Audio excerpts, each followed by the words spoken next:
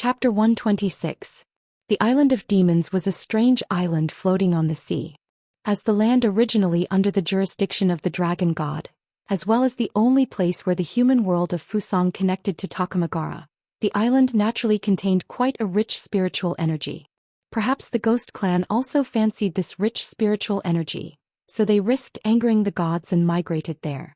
The first trouble they encountered was that there was no boat to cross the sea. Because ordinary people were very afraid of the ghost race. Even if some old fishermen knew the range of the Island of Demons, no one dared to take them there. So they could only think of other countermeasures on the seashore. Speaking of which, I remember that you can fly with this girl, right? Su Shinxing thought for a moment. How long can you fly with that kind of flight? If it's just the little girl alone, it can fly for as long as it takes. The parrot replied without hesitation. Su Shinxing nodded with satisfaction, and then looked at the imposter Momotaro standing on the reef and looking at the sea. It had to be said that when the sea breeze blew the other side's beautiful black ponytail, it was full of elegance and valiance. It was so beautiful that a screenshot could be used as a computer desktop. Unfortunately, it was a boy. Momotaro, what's the fastest you can run? Shaking his head and throwing the strange thought aside, Su Shinxing asked the other side. Do you want to try a race? I've never lost a race, you know. Momotaro tucked his messy sideburns behind his ears, jumped down from the reef with a girlish action, and looked at Su Shinxing with great interest. I didn't mean that. Forget it, since you said so, let's try a race. Su Shinxing helplessly put his hand on his forehead, feeling that he might never be able to communicate with the other side normally, so he simply did what he wanted.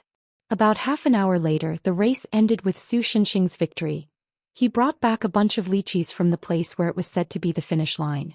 This made Wu Yejin unable to ask where this guy went. Momotaro naturally couldn't catch up with Su Shinxing. When our protagonist ran back and met him, Momotaro hadn't even run out of Fusang's territory. However, from Su Shinxing's visual estimation, Tao Taro's speed was enough.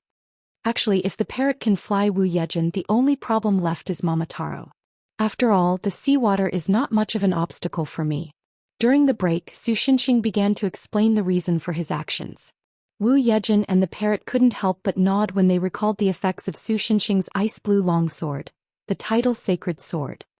Just now, I took a look and found that Momotaro's speed is still passable. Later, I will use the holy sword to cut a path in the sea according to the direction that those old fishermen pointed out. Then, before the sea closes, Momotaro and I will run to Ghost Island. You don't have to worry, just slowly rush over. Wait. I remember you said before that if you use your sword to split open the sea, something big will happen. Wu Yejin quickly stopped him. For example, a mushroom cloud. Don't worry, I will consciously reduce the power to a certain extent. In any case, even if the distance is not enough to split open the sea, at most I will add another sword strike. Su Shinxing confidently gave the girl a thumbs up. Dividing line. This was Ghost Island. Most of the ghosts weren't engaged in production, but they could still do things like using huge rocks to build a tall and thick city wall. After all, many ghosts like to compete in strength after getting drunk. Moving the rocks up the city wall was like killing two birds with one stone. For the humans of this era, this city wall was simply like an iron bastion. It could be regarded as an indestructible existence. Akechi was an ordinary ghost on Ghost Island. In terms of classification, it belonged to Akechi, subordinate to Ibaraki Kido. Although in Fusang's legends, there would occasionally appear a relatively friendly ghost, but most of the ghosts were fierce and evil. There were countless examples that could be cited. For example, the food on Ghost Island right now was human jerky that had been cured and dried. Those humans were caught in a village in the forest and there weren't many young people. This made Akechi somewhat dissatisfied. Compared to the meat of old men and women, it preferred the meat of young human women. That kind of rich taste was completely different from that of men, and it couldn't help but drool. But in the past few days, it had almost finished eating the dried meat, so it carried its big wooden mallet and followed Shitendaji, the king of the ghosts, to leave the city wall made of huge rocks, preparing to cross the sea and go to the human territory to cause trouble. For most of the ghosts, this kind of behavior couldn't be considered a battle at all. Perhaps it was more appropriate to call it hunting or entertainment. Because the weak weapons of the humans were simply unable to cause even the slightest bit of damage to them, only the so-called Yin Yang masters in Ping and Jing had some means. according to some of its compatriots who crossed the sea on the other side of the Fusang Sea, not in the universe.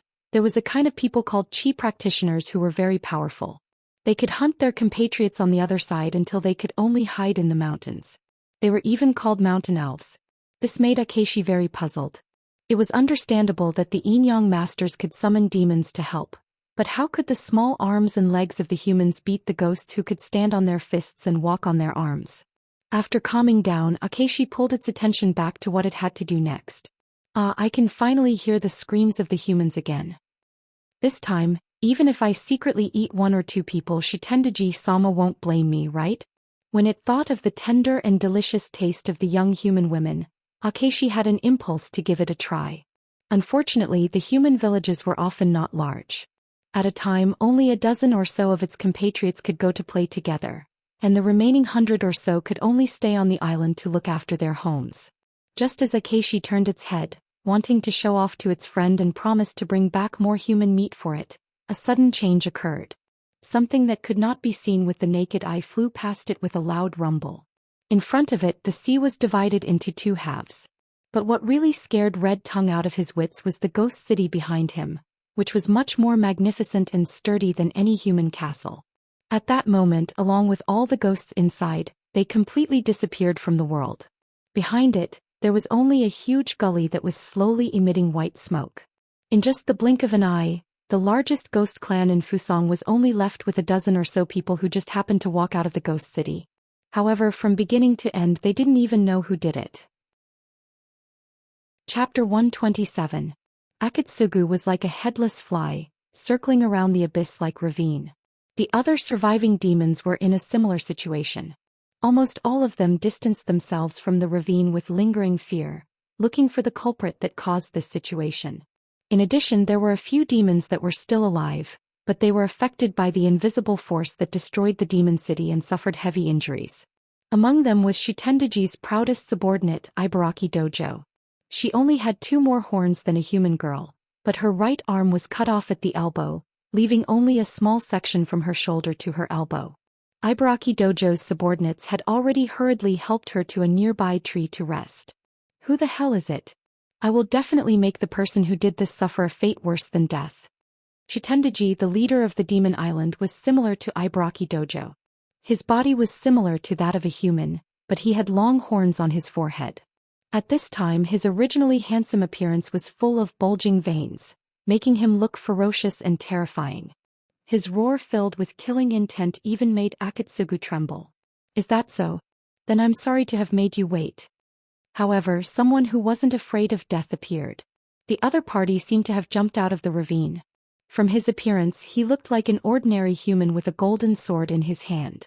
He wasn't a Yin-Yang master, and he wore completely different clothes from those called samurai.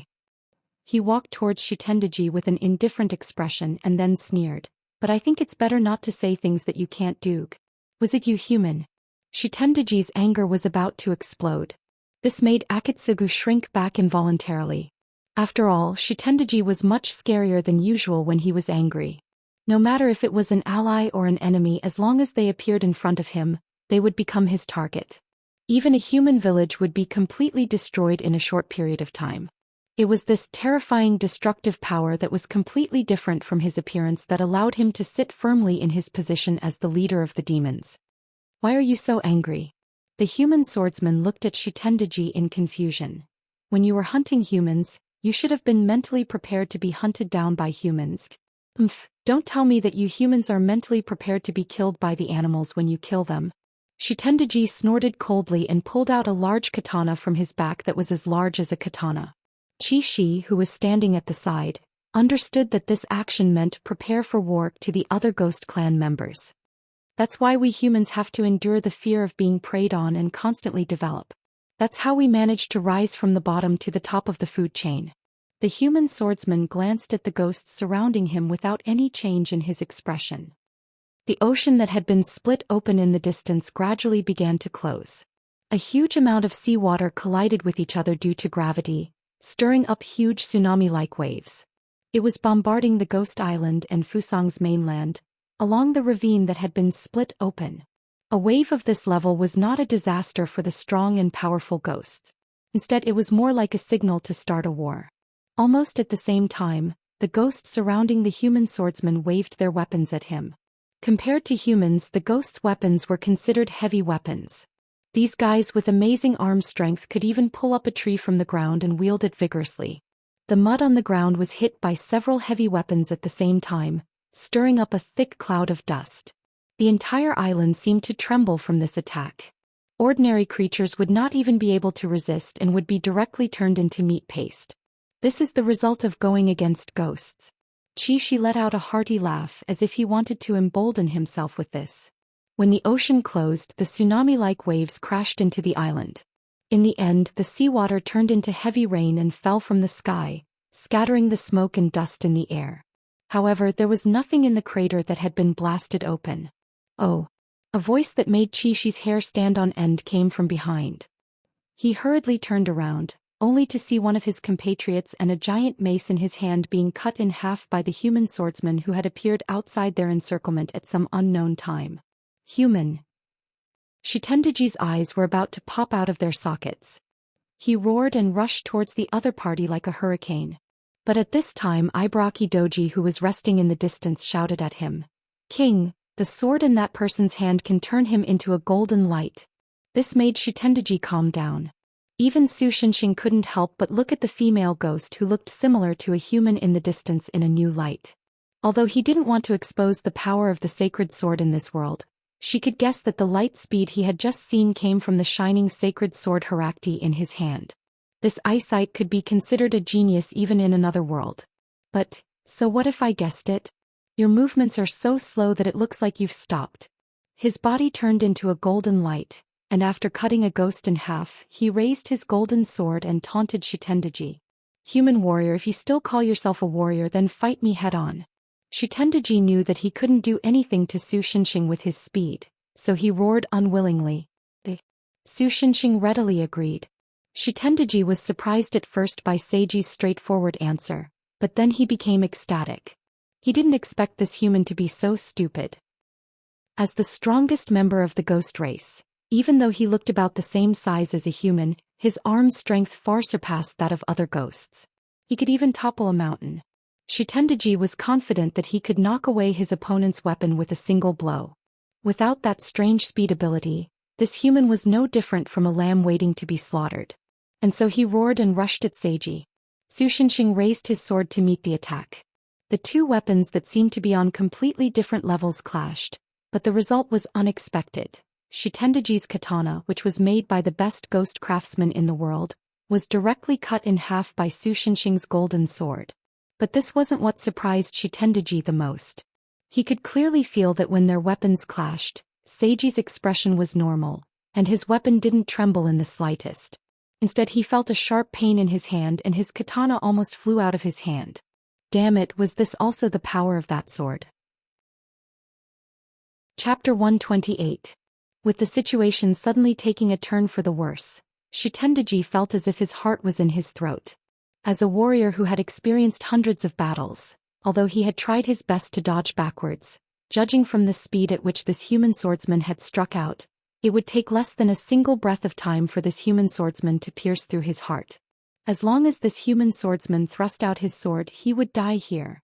But what Shitendaji didn't expect was that the human swordsman didn't chase after him with his sword. Instead, he casually punched him and sent him flying.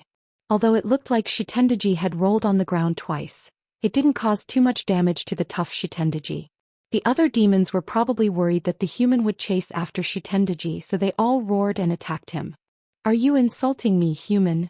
Shitendaji stabilized himself and roared with an ugly expression.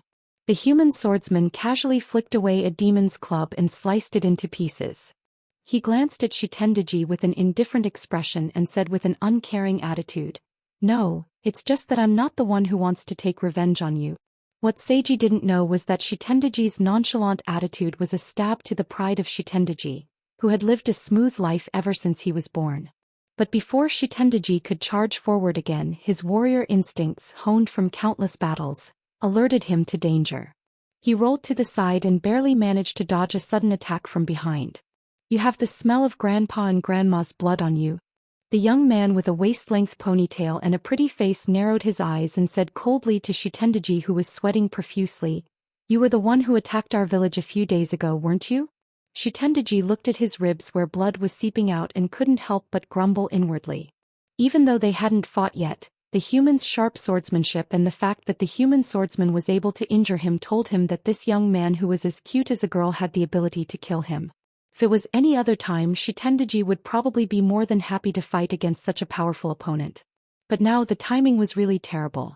The human swordsman on the other side was like mowing grass, beating up a large group of ghosts until they pissed their pants. If he did not go over to save the situation, perhaps the remaining few seedlings on Ghost Island would all die. Even if he went over to save the situation, it might not necessarily be useful. What day is it today? Why did these monsters, which completely violated the limits of human beings, keep coming to him? Wait a minute. Shitendaji stared at Momotaro in confusion for a while before a look of realization appeared on his face. This isn't the aura of a human. Rather, it's closer to nature. Are you a natural-born immortal? I don't know about that kind of thing. After Momotaro finished speaking, he began to attack Shitendaji, causing Shitendaji, who only had half a katana in his hand, to be flustered. But even so, the movements of the two were still so fast that it was beyond the limits of human vision. If there were ordinary people present, they would probably only see some afterimages and sparks in the air due to the illusion of human vision. Those were the result of the collision between the two weapons. You need help? While Momotaro and Shitendaji were fighting, Sushinshin had pretty much cleared out all the ghosts. Apart from Shitendaji, who was unable to fight back against Momotaro's katana, there was only Ibaraki Duji, who had lost an arm under a tree in the distance. No need, Monkey-san, please watch from the side. Momotaro replied without hesitation. I should have told you not to call me monkey, Sushinshin helplessly sighed. After watching the battle for a while, he felt that the situation was great. How could Momotaro lose while riding on the face? And so he ran over to the tree, intending to get rid of the last remaining ghost. When he got closer, Sushinshin discovered that the tree was actually a cherry blossom tree. It had been lush with leaves before, but now for some reason all the leaves had withered and pink petals had taken over the branches. It bathed in the monster's blood, so it also transformed into a demon cherry blossom. I'll just cut it down later. Ibaraki Dojo, who had been silently hanging its head under the tree as if it had already died due to excessive blood loss, suddenly erupted and clawed at Sushinshin the moment Sushinshin approached and focused all of his attention on the yokai Sakura. Sushinshin instinctively stabbed her body with his sword. But even so, she still fiercely hugged Sushinshin, imprisoning him in her arms. Shitendaji-sama, run away now. Even though blood was gushing out of her mouth, she still shouted at Shitendaji, who seemed to be still fighting. In this kind of situation, it seems like I'm the bad guy. Sushinshin sighed. He wanted to break free, but found that he couldn't break free from Ibaraki Duji's shackles. Did she use the last of her life to cast a spell to strengthen her body? It seemed that Ibaraki Duji was the only ghost who could use spells. I definitely won't let you continue to harm Shitendaji-sama. The girl clenched her teeth and insisted on not letting Sushinshin escape. The ghost clan's strong physical fitness and the amplification of the curse actually allowed her to trap Sushinshin for a short period of time, who couldn't exert force because of his posture. In a way, this was something she should be proud of. In another world, trapping Sushinshin for 1 minute was something she could brag about with the Demon King's army for a year. Shitendaji's eyes flashed when he saw this situation. He paid the price of being hit by Momotaro's sword and grabbed Momotaro's ankle, smashed him a few times on the ground and threw him into the sea. This level of attack naturally couldn't kill Momotaro, but it could at least delay him for a while. Good job, Ibaraki Duji. Catch him for me. Not only did Shitendaji not run away as Ibaraki Duji said, he even rushed towards the two of them. With the ghost's physical strength, this distance of several hundred meters was covered in the blink of an eye. The next moment, Shitendaji threw away the broken pieces of the odachi in his hand, and pulled out a crimson odachi from his body. Compared to the thick and heavy odachi, this odachi was much smaller. It was about the same size as the odachi that Momotaro's sabersmith Yasutsuna gave him. But in reality, this odachi was Shitendaji's final trump card. Demon Sword, Amikahimura. This was a weapon that only demons could wield. It was said that after her death, Izanami had gathered all the ghostly energy in the kingdom of Yellow Spring to create this unique demon blade in order to take revenge on Izanagi for abandoning her. The demonic energy on the blade alone was enough to compete with ordinary great demons. In Japan's demon world, there was also a legend that if one obtained the Amaki Himaru, they would be able to command the Knight of 100 Demons and become the King of 100 Demons. It was similar to the dragon-slaying sword. His previous battle with Su Xinxing ended in a flash, and it was a one-sided beating, so he didn't have time to take out this ultimate weapon, but it was different now. Shitendaji's eyes flashed with an ominous glint. Su Xinxing frowned slightly. Is this guy planning to kill this female ghost who's hugging me as well? Thus, when Parrot brought Wu Yejin to the island, the first thing they saw was Su Xinxing and the female demon in front of him being cut in half by a male demon behind them with a blood-red odachi. Chapter 129. You must be joking. Wu Yejin didn't expect to see such an impactful scene as soon as she arrived here. Don't be in a daze, be careful. The parrot's voice brought her back to reality and she avoided Shitendaji's high jump. She almost followed in Su Xinxing's footsteps and was cut in half at the waist. Just as Shitendaji was about to try and shoot down the parrot, Momotaro finally climbed out of the sea. But it could be seen that his condition wasn't very good. If it's only you, you're not my opponent.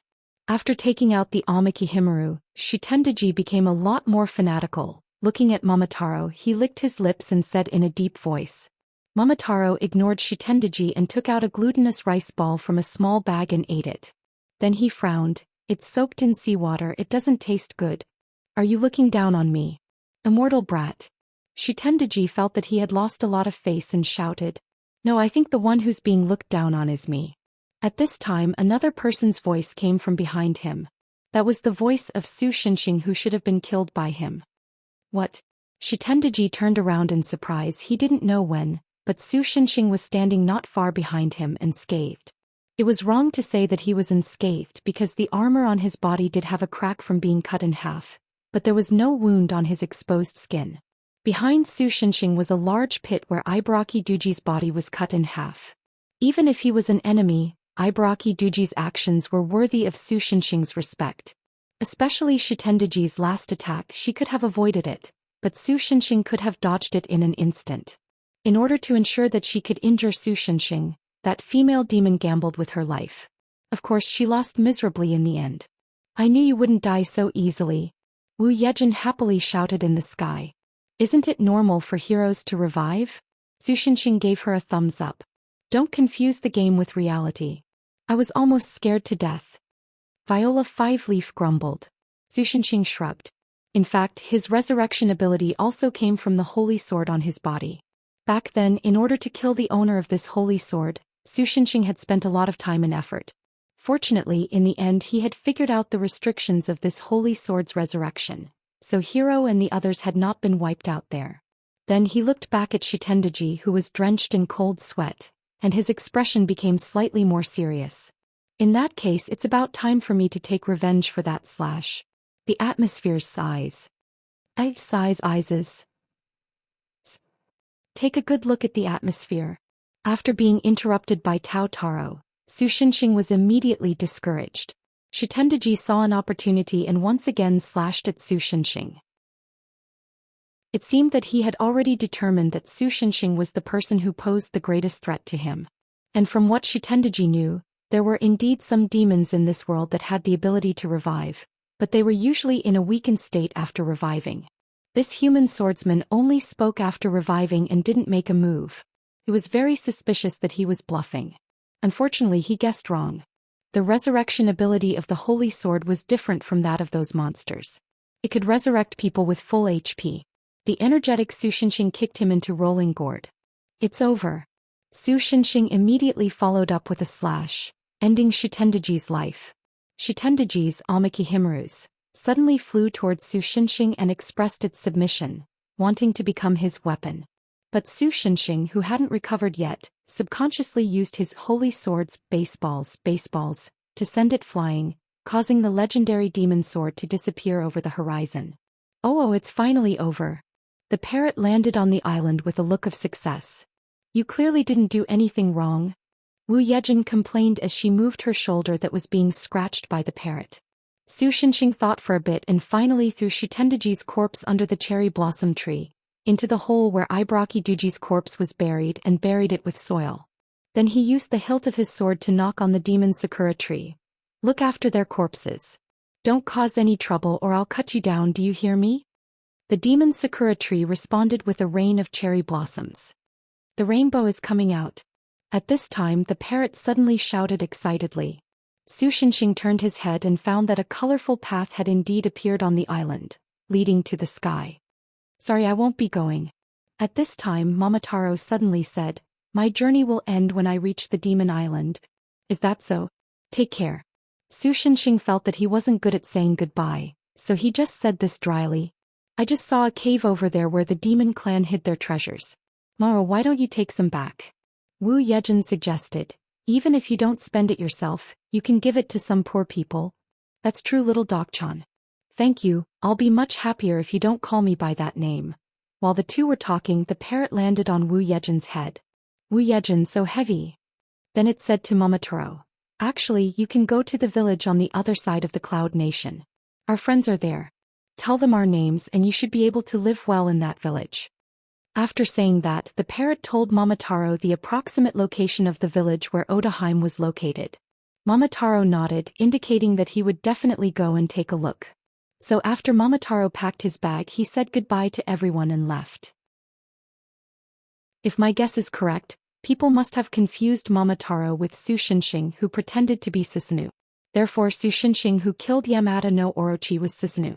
Momotaro, who lived in the Cloud Nation in the future, reported our names, so he was also mistakenly known as Susanoo. After that, the parrot explained to the two of them why it did this. This can be considered as making up for history to some extent. So, Momotaro will marry that little girl, Odaheim? Su Shenxing touched his chin and began to wonder what the descendants of the two of them would look like. Compared to this, if we don't hurry up and get on the bridge, the rainbow will disappear. The parrot spread its wings and flew onto the rainbow first. After that, Su Shenxing and Wu Yejin also carefully stepped onto the rainbow bridge. What was surprising was that the seemingly unreal rainbow bridge was unexpectedly solid after stepping on it. It felt like tempered glass. As long as they went to Takamagara and got rid of Susanoo, everything would be over. This would be the end of this mythological journey. Chapter 130. Although the rainbow didn't seem to be very high, in fact after walking halfway, it was almost impossible to see the ground below. There were only large patches of clouds. Coupled with the fact that the rainbow itself was translucent at first glance, it was still enough to make one's legs go weak. Wu Yejin was a representative of all kinds of people. Absolutely can't let go. The girl grabbed Su Shenxing's arm, her face was pale and she was trembling like a frightened puppy. Just don't look down. Su Shenxing suggested helplessly, there's nothing to be afraid of. I'm not a monster like you who can be resurrected after being cut in two. I'm just an ordinary person. Hey, did the bridge shake just now? Wu Yejin panicked. You're mistaken. If you really don't dare to go, why don't you let the parrot fly you again? But my shoulder hurts. The girl was in tears. You're really difficult to deal with, that's why I'm different from you. A few days ago I was just a female high school student. The parrot flew back from the front. Come on, we'll be there soon. Wu, it really shook just now. Forget it, you can still fly with me. In the end, the girl compromised. Well, little girl, you really like to be spoiled, the parrot teased happily. This isn't a matter of being spoiled. Wu Yejin muttered in a low voice. At this time, Su Shenxing, who was watching their interaction, suddenly stopped. Be careful, there's someone in front. What? The parrot was startled. It didn't find anyone there when it was investigating just now. As expected of the person who once killed me, you're really not an ordinary person. Appearing in front of the Bifrost was a man with a naked upper body. His appearance was quite ukiyo-e style, and Su Shenxing couldn't help but have a desire to ridicule him. Hey, why are you here? The most surprised person was the parrot. It immediately realized that something was wrong. Wait, how did you know that His Highness Su Shenxing would? Of course, it's because my dear older sister told me about it across time and space. I didn't believe it at first, but after seeing what you did in the mortal world through the Yata no Kagami mirror, I began to believe it. After all, Both Yamada no Orochi and Shitendaji are difficult to deal with even for me. Susanoo sneered. Liar, it's obvious that you can't defeat Yamada, alright? And without your Kusanagi sword, you can't defeat Shitendaji, who has the demonic blade Amakihimaru. Of course he couldn't say this out loud. Besides, there were other things worth complaining about. Damn it, Amaterasu Amakami is going to cause a lot of trouble. Even the debate genius was somewhat powerless. It finally found Wu Yejin, a girl who could travel through time and space. Then the two of them went back to the mythological era to clean up Tensha's mess. But before they could finish, Tensho pooped another pile of sh*t. Is it too late for me to resign now? The debate genius felt helpless in his heart. Although I don't know what's going on, as long as I kill you I can go back, right? Su Shinxing's hand was already on the hilt of his sword. His expression was normal and he was even a little happy. Since you've delivered yourself to me, that's great. Didn't I say that I got everything I wanted to know from my stupid older sister in the future? That includes the weakness of you, a visitor from another world. Susanoo sneered. Otherwise, why do you think I dare to stand in front of you? Wu Yejin couldn't help but want to cover her face. As one of the top 3 noble sons of Fuso, was it really okay for him to say such a cowardly thing with a handsome face? But the parrot's expression changed drastically. Oh no. Prince Su Shinxing, hurry up. Before it could finish, Susanoo slammed his Totsuka sword into the Bifrost Bridge. Suddenly, the Bifrost Bridge shattered like glass and Su Shinxing, who was caught off guard, fell down with the sound effect of F***ck, F***ck, F***ck, F***ck, F***ck. What's going on? Wu Yejin escaped with the parrot's help, but when she saw Su Shinxing fall into the clouds, she couldn't help but exclaim. The only weakness of that visitor from another world is that he can't fly. The one who answered the girl's question was Susanoo, who was floating in the air. Not good, this is the time to strategically retreat. The parrot immediately folded its wings and wanted to dive. But before it could move, Susanoo grabbed it and dragged it along with Wu Yejin to Takamajihara. Takamajihara was a bit like the heavenly court of Huaxia, but because there was no specific system, it was just a loose group of gods, so it was a lot more leisurely. But now, Takamajihara was different from before. The parrot who was imprisoned felt that the divine kingdom was full of a strange atmosphere.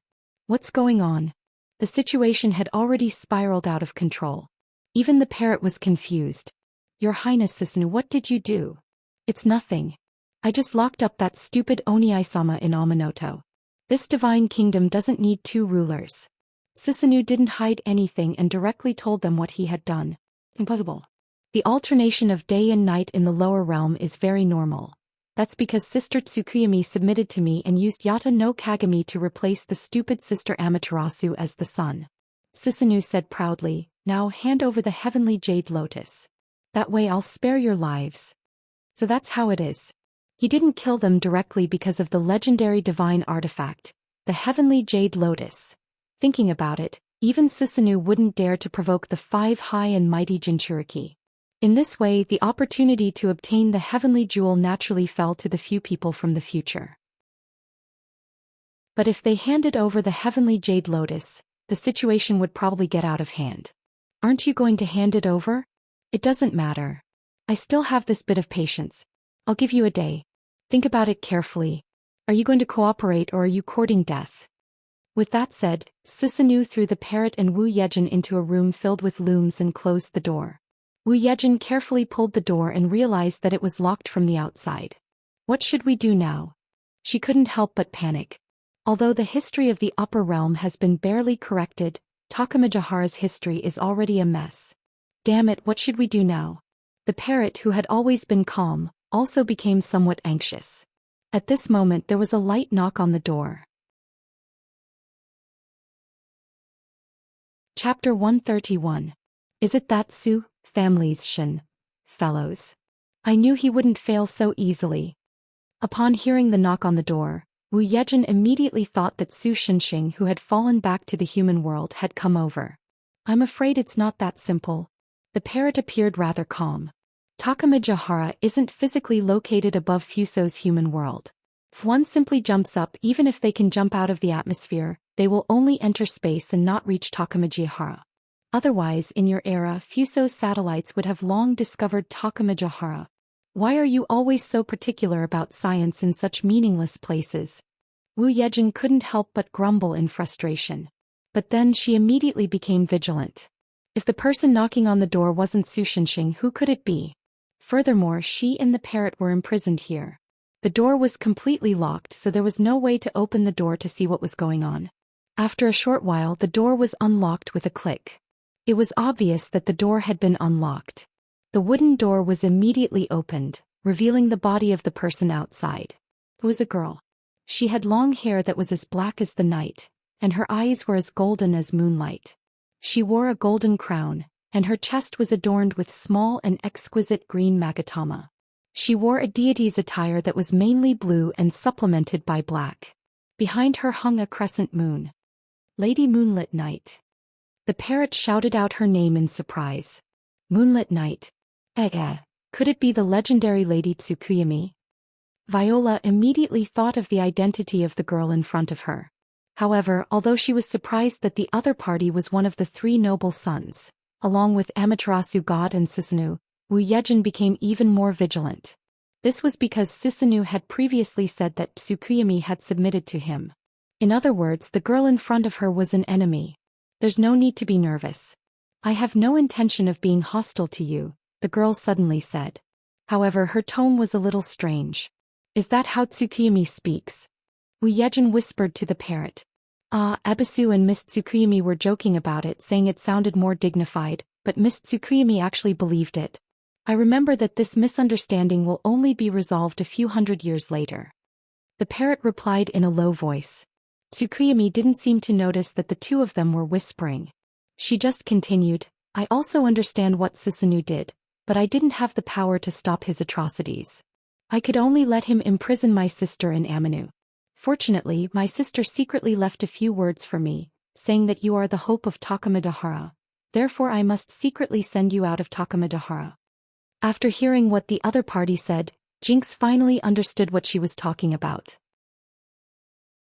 To put it simply, when Amaterasu was locked up by Susanoo, she had secretly left some instructions for Tsukuyami. Among them, Wu Yejin and Akatsuki were the key to changing everything. She hoped that Tsukuyami could help them when the time came. Perhaps Tsukuyami's submission to Susanoo was only an act. It was to complete the words left behind by Amaterasu. In that case, it was very clear what Tsukuyami wanted to do. She planned on letting Wu Yejin and company out. But it's useless even if we can sneak out now. That fellow will definitely be guarding the Rainbow Bridge. Wu Yejin couldn't help but feel troubled as she said to the parrot, You previously said that the only way to Takamajahara from the ground is through the Rainbow Bridge. With just the two of us, we can't do anything. That's right. There's indeed only one way to go from the human world to Takamajahara through the Rainbow Bridge. However, if you want to go from Takamajahara to the human world, there's more than that. However, the parrot had a look of complete wisdom on its face. Even Tsukuyami seemed to recall something as she revealed a look of enlightenment. Treasure ship? She looked at the parrot and enunciated each word. That's right. As expected of Lady Tsukuyami. You guessed it immediately. The parrot nodded. When the 7 blessings gods were on their pilgrimage, they had once used a magical artifact called the treasure ship. Not only could that thing freely sail on the sea and the sky, but it could also go from Takamajahara to the lower realm at any time or return from the human world to Takamajahara. I know where this item is. Follow me. With that said, Tsukuyami turned around and walked out. Just as Wu Yejin was about to follow, the parrot flew to her shoulder and handed her something with its claws. It was a magic wand used for transformation. The divine artifact that created Fuso's entire human world, the Jade of Heaven. Take this first. A portion of my divine power is lodged in it. Other than you and me, no one else can use this thing. It might be useful later. The parrot fell silent for a moment before apologizing again. Sorry for involving you in such a dangerous matter. Don't you think it's a little too late to apologize now? If you want to apologize, you should have apologized the first time I was killed. The 5 leaves pansy muttered something, but she still took the jewel of heaven and fastened it to her waist with her belt. After choosing a relatively remote and hidden route and walking for a while, Tsukuyami suddenly stopped. There's someone in front. It's the Heavenly Hand Man. This person has already submitted to Susanoo. Seeing you will definitely be bad. I'll lure this person away. You can take this opportunity to head to the treasure ship. With that said, Tsukuyomi didn't give Wu Yejin and company a chance to object. She walked out of the shadows and successfully attracted the heavenly handman's attention. The parrot and Wu Yejin had no other choice but to sneak past this area and rely on the parrot's unreliable memory to continue searching for the treasure ship. Thankfully, the parrot didn't have dementia or amnesia. The man and bird still found the magical treasure ship without any danger. However, there was a person who was obviously guarding the treasure ship beside it. It was a beautiful goddess who was playing a lute-like instrument. However, her attire was completely different from Tsukuyomi's. It had a rich foreign color. What kind of god is that? Wu Yejin, who was hiding in the flowers and looking at the goddess from afar, asked. Now, I won't be surprised even if you tell me that she's a heavenly hand woman. No, she's me, the parrot answered calmly. What? The girl was momentarily stunned, unable to understand the parrot's words. But immediately her eyes widened. Holyish *T, that demure, beautiful and pure goddess filled with an intellectual aura is the genius of the 7 blessings. What happened in the past few thousand years to make such a beautiful woman become a clown like the parrot? Chapter 132. The heavenly goddess of debate was a little upset recently. Amaterasu Amakami had recently closed the door to visitors, and Moonlit Night had also retreated to the second line. She was busy using Yata no Kagami to maintain the alternation between day and night to prevent a disaster from happening in Fuso's human world. For a while, the one who controlled Takamajahara was Susanoo, who had just arrived. Although they were both 3 noble sons, the heavenly goddess of debate did not have a good impression of the domineering Susanoo, especially when he seemed to have some improper thoughts about her. Every time Susanoo looked at her, she always felt as if there were caterpillars crawling on her body. The Weaver girl seemed to have suffered the same harassment. Recently she had been complaining about this kind of thing. She did not know when Amaterasu Amakami would come out to take control of Takamajahara. And this year's 7 Blessings ceremony had not been held yet. Not to mention that the treasure ship was locked here. Susanoo also forced the 7 Blessings gods to guard the treasure ship here. However, the 7 Blessings gods were not very obedient, so except for the heavenly goddess of debate, the others slipped away because they were bored. She did not know why Susanoo went crazy. After taking control of Takamajahara, he cut off almost all the connections between Takamajahara and Fuso's human world. Even the rainbow bridge that could not be cut off was personally guarded by him. That guy obviously came from the human world, so why was he so hostile to the human world? Suddenly, she stopped plucking the strings in her hand, and then looked at the flowers in the distance with some doubts. Just now she seemed to have noticed a strange aura from there. Was it an illusion? Tilting her head, the goddess sighed, recalled the score of her new work, and then planned to continue playing the zither. But before she could do anything, she felt a heavy blow on her neck, and the goddess' vision turned black and she lost consciousness. Dividing line. Is this really okay for the original you? After watching the parrot knock out the heavenly goddess debating talent with its wings, Viola Corona asked with a complicated expression on her face. It's okay, I have mercy on my wings. The parrot grabbed the heavenly goddess of debate's collar with its small claws and said indifferently, Come and help, let's drag this guy into the treasure ship. Otherwise it will be exposed if others see it. So, is it really okay to call the previous mean this guy? Although she was full of doubts, Wu Yejin still helped in the end. However, the parrot's small arms and legs were of limited help. In the end, Wu Yejin, who was sweating profusely from exhaustion, felt that she had been cheated. It seemed that she had been the one who had dragged the debating goddess into the boat. After entering the ship, the parrot excitedly jumped up and down on the rudder. It seemed as if it wanted to try to steer the ship. However, things were not that simple. Just as the treasure ship was about to set off, Wu Yejin saw Susanoo flying towards them through the window. Did he discover that they had escaped from prison? Wu Yejin's heart pounded wildly. She hurriedly lowered the curtains, afraid that the other party would see her. However, the parrot had also discovered this matter. She pondered for a moment and felt that she couldn't go on like this. There was no doubt that Bada Kaition was guarding the treasure ship. Once Susanoo came close and found that the treasure ship was not guarded, The fact that they were inside the treasure ship would be immediately exposed. I will lure him away. You wake me up in this era. Tell her what happened and ask her for help. The parrot looked serious. As long as you show her the heavenly jade and let her feel my divine power inside, she will definitely believe you. Then what about you? Wu Yejin couldn't help but ask worriedly. Don't worry, I am a bird. How can I be caught so easily? After saying that, the parrot didn't wait for the girl's persuasion and directly flew out of the treasure ship. After entering Susanu's field of vision, it immediately pretended to be flustered and flapped its wings to escape in the other direction. Susanu, who was slowly approaching them, immediately noticed the parrot's movements and chased after it without hesitation. Seeing the parrot and Susanu disappear from her field of vision, Wu Yejin finally made up her mind. After secretly apologizing in her heart, she slapped the unconscious Bada Kaitian to wake her up. When the Bada Kaitian woke up and saw the unfamiliar Wu Yejin, she immediately asked warily, "Cough? Who are you?"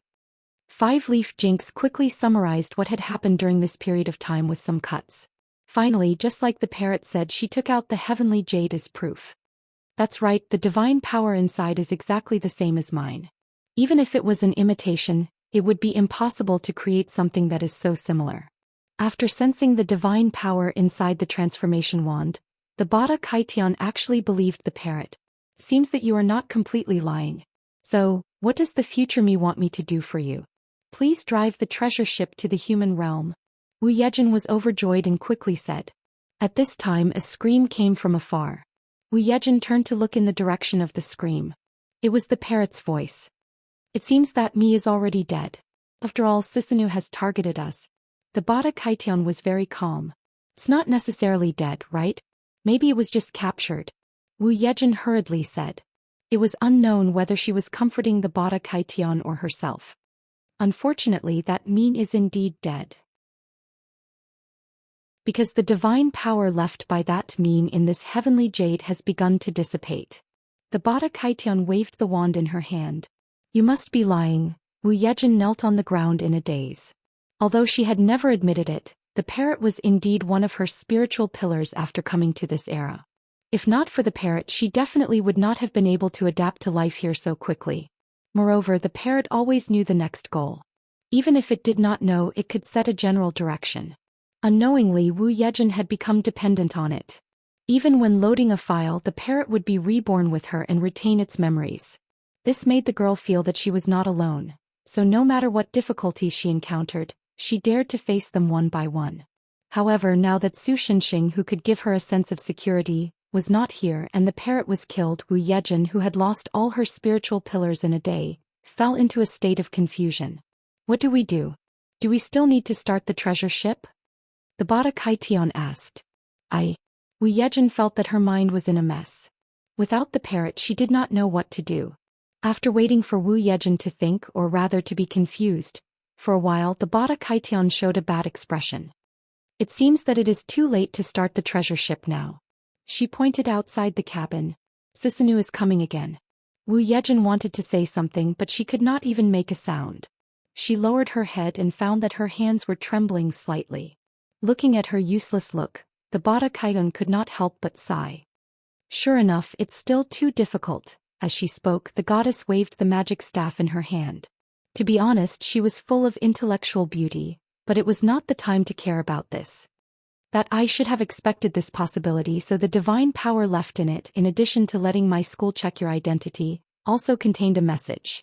If you are helpless and the situation is very dangerous, let me use the power of the heavenly jewel to send you back to the original era, and let you find that otherworldly visitor of that era, and ask him to take you to Huaxia. Although Fuso's Takamagara and the human world will collapse because of the historical disorder, it should not affect Huaxia. The Bada Kaitian returned the heavenly jewel to Wu Yejin. I have set it up, and the word to activate is escape. Say this word and you will be able to return to the original world. Wu Yejin stared blankly at the heavenly jewel in her hand. What the parrot said to her at the beginning came to her mind. There were a total of 5 portions of the power of the Tianjin god. 1 portion to bring her to the mythological era. 1 portion to bring her back to her original era. 1 portion to grant her wishes, and 2 portions as insurance to load the file when she died. Now she had loaded the file twice, and with the cost of coming to this era, it meant that the heavenly jewel still had two powers. I won't escape. The girl took a deep breath and looked up. The confusion just now had disappeared, replaced by a look of determination. Although I'm a little sorry, but can I trouble you to let me load the file again? I've seen the records inside. In this way your wish can't be granted. I remember that the wish is to save a very important person to you, right? Do you think it's worth sacrificing that person's life for an uncertain future? The Bada Kaitian looked at the girl as if she could see through her heart and said slowly, now even if you escape to the original era, that person will be saved because of your wish. Isn't that better? As I hate bad ending. Wu Yejin did not avoid the Bada Kaitian's gaze, but said without hesitation, and even if there is no wish, it doesn't mean that I can't save Sister Concubine. If there is anything to gain from coming to the mythological era, it is probably only one thing. She stood up, pointed the spear-like tip of the heavenly jewel at her chest, and then smiled at the stunned Bada Kaiyun. And that is to never give up.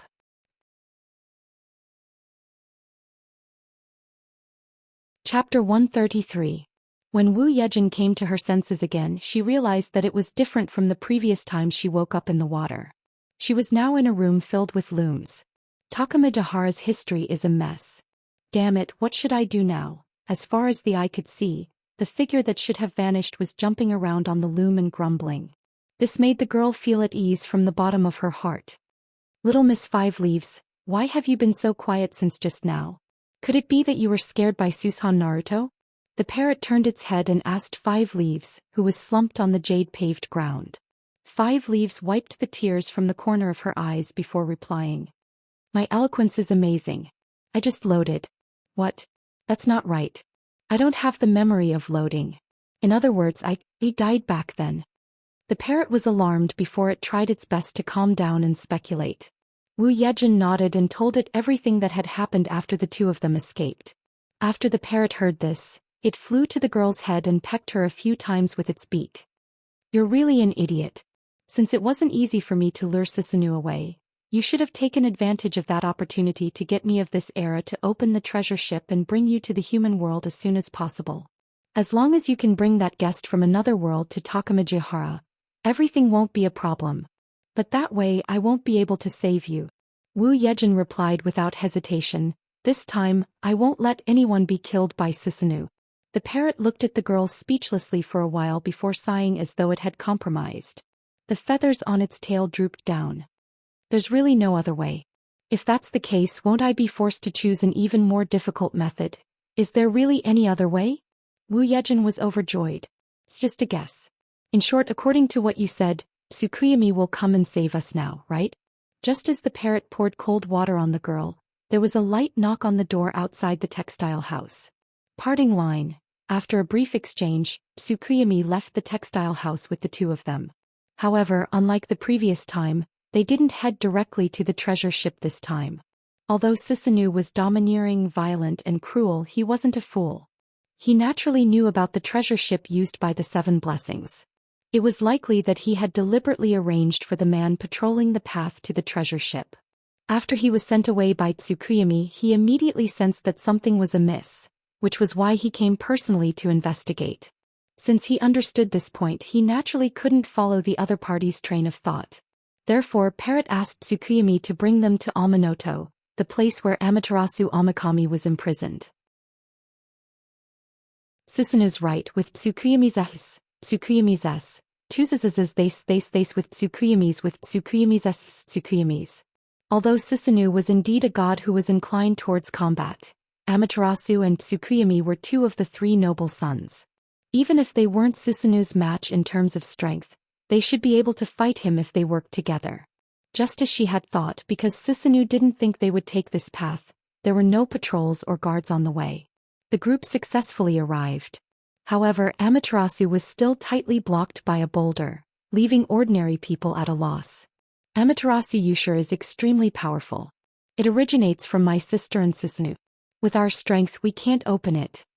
Tsukuyami looked at the tightly shut Amaterasu and couldn't help but ask the parrot. We'll need Miss Five Leaf's help.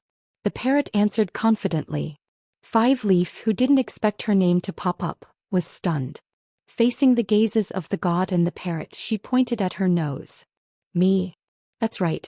You should remember the legend of Amaterasu and Amaterasu, right? The parrot nodded.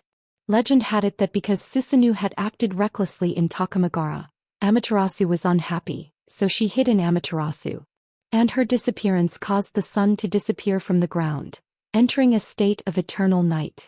In order to prevent the creatures on the ground from being destroyed, the gods of Takamagara gathered outside the cave and asked Amaterasu to dance outside the cave.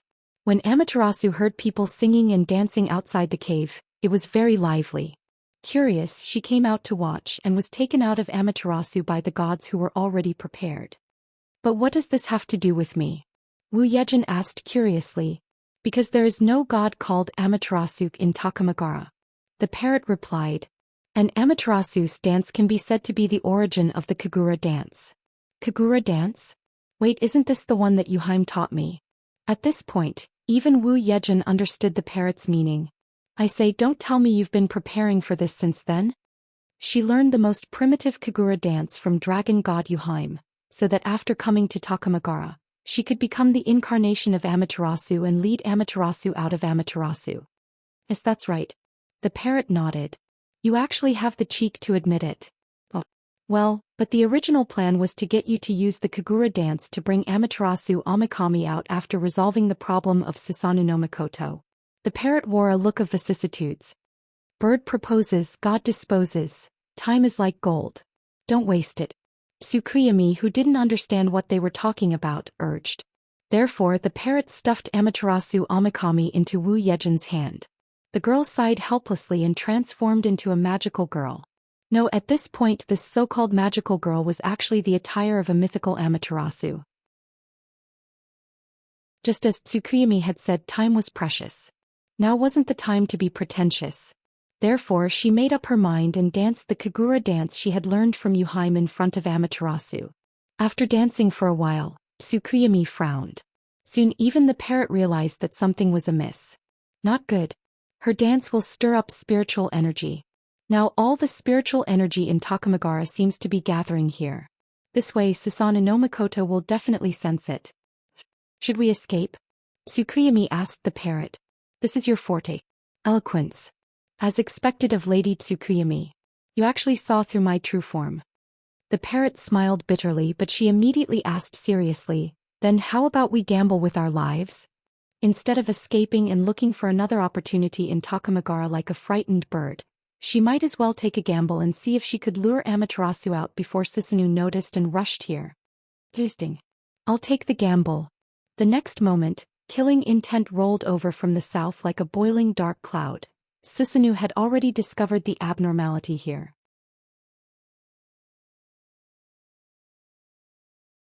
Chapter 134. As the Lord of Takamagahara. If Amaterasu resisted from the bottom of her heart, even Susanoo wouldn't be able to imprison her in Amanoto. However, because Amaterasu seemed to have a brother complex and Susanoo's unexpected actions, Amaterasu was imprisoned in that place. If she wanted to, she could actually open the boulder that represented the seal a little. However, she couldn't come out with her own strength. This was why she needed Tsukuyomi to pull her out from outside. However, when Tsukuyomi and Parrot could see Susanoo's gloomy face, Amaterasu had no intention of coming out. From the looks of it, we lost the bet, Your Excellency Tsukuyomi. Parrot said helplessly. Thou take that child and escape. Due to the urgency of the situation, even Tsukuyomi didn't need to use such a strange tone. She took out the Yata no Kagami from her sleeve and took off the Yasakani jade from her snow-white neck. I'll block him. As he spoke, Susanoo had already descended from the cloud. He frowned. His face, which didn't have many eyebrows to begin with, looked even more ferocious. You actually dared to collude with these fellows to do such a thing. You really disappoint me, Sister Tsukuyomi. Compared to the way he dared to talk and laugh with Su Shinshing on the Rainbow Bridge, Susanoo's mood was much worse. Clearly he didn't expect Tsukuyomi to betray him. Before that, thou should reflect on thy actions. Tsukuyomi fearlessly went tit-for-tat with him. My sister allowed thee to settle in Takamagahara because she believed that thou cared for Mother of the Netherworld Kingdom. However, not only did thou not appreciate Amaterasu's kindness, but thou also repaid kindness with enmity. Are these your last words? Susanoo, who had been poked in his sore spot, sneered. A violent gust of wind swept up in the originally windless Takamajahara. His body flew higher and higher with the hurricane as he looked down at the group. That girl who is dancing is holding the heavenly jewel, right? As long as I obtain that, no one in this world will be my match. Stop dreaming. Su Jun from another world can defeat a traitor like you with one hand. The parrot roared. She wasn't trying to show off, she just wanted to see if she could use words to stall for time. Don't tell me you think you can kill him by falling from the Bifrost. Of course not. To be honest, I'm very curious about how strong that variable from the future is. If possible, I'd like to exchange blows with him. But just to be on the safe side, I don't plan on fighting him head-on. As long as I get the celestial jade stock, I'll be able to get rid of that guy once and for all. Susanoo didn't get angry at the parrot's words, he just continued to speak with a sneer. Once and for all? Don't tell me. A look of disbelief appeared on the parrot's face, although it was not obvious from the bird's face. According to the myths, the heavenly jade was the artifact that created Fusang Island. What would happen if it was reversed? Fusang's human world would probably collapse because of this. That's right. I can't kill him. It's said that our curses and divine spells are useless against him. In that case, we might as well destroy the entire human world. That way, no matter how strong he is, he won't be able to return to Takamagara. Susanoo explained his plan without any guilt, causing Tsukuyami and the parrot's hearts to turn cold. At the same time, they were completely certain of one thing. This fellow had gone crazy.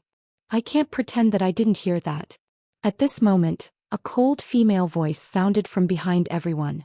Attention-sama. Sister. The parrot and Tsukuyami turned their heads in surprise. Then they saw a snow-white husky. Well, from the color of its fur, it should be a Samoyed. The huge white dog had red patterns on its forehead and body. There was also a cloud-like mane on its tail and knee joints. After it appeared, the Yata no Kagami in Tsukuyami's hand broke free from the goddess's hand and flew to the white dog's back 3 inches away. Then it burned like the sun, making people feel as though the white dog was carrying the sun. It's fine. In order to get out of Tendo Rock, I can only take this form. However, there's a problem. I can't change back for the time being. The white dog said indifferently. Ha Tensho, aren't you completely unable to escape my curse? Susanoo couldn't help but laugh out loud. Or do you think a dog can rule the entire Takamagara? Susanoo, enough. If you admit your mistake now, I can still forgive you, Tensho said angrily in a deep voice. You're still the same as before. You think you're high and mighty. I've long had enough. Why is it that as the 3 noble sons, you can lord over the heavens and be carefree and happy, while I have to fight those demons in the human world alone? Why can you order the human world around while I can only let it be? Now that things have come to this, I can't go back and I don't want to go back. Susanoo said coldly. Admit your mistake. On the other hand, if you submit to me now, I can still spare your life. Is that what you've always thought? Tensha's voice was pained, but even so, she didn't continue to let Susanoo do whatever he wanted. Even if it's for your sake. This time I must stop you. Susanoo wasn't the only one who heard the voice from the future. Tensho also heard the pain and self-blame in her heart. That was why she didn't hesitate to take this form and cooperate with Wu Yejin's power to get out of Tendo Rock to stop her only brother. For me. Don't say such nice words. Do you think I'll change my mind just because of a few words? With a ferocious look on his face, Susanoo waved his hand, and the surrounding area was instantly surrounded by layers of clouds, revealing the various gods who had pledged their allegiance to Susanoo. Parrot wasn't the only one who was stalling for time by chatting. Susanoo also used this time to have his subordinates surround everyone. They couldn't escape even if they had wings. Prepare to die. Susanoo sighed with a complicated expression, then pulled out his Tatsuka sword. Right at this moment, a commotion broke out among the gods surrounding the group of gods. What happened? Tsukuyami asked nervously in a low voice. Parrot thought for a moment, then asked Wu Yejin, who was panting, who helped you load? The debating goddess of this era. Wu Yejin asked in confusion. Parrot's eyes lit up. I see. Every time Wuya loaded a file, Parrot's memory would also follow her. But this time, because Parrot died before the last time, it didn't inherit the memory of the previous week. So,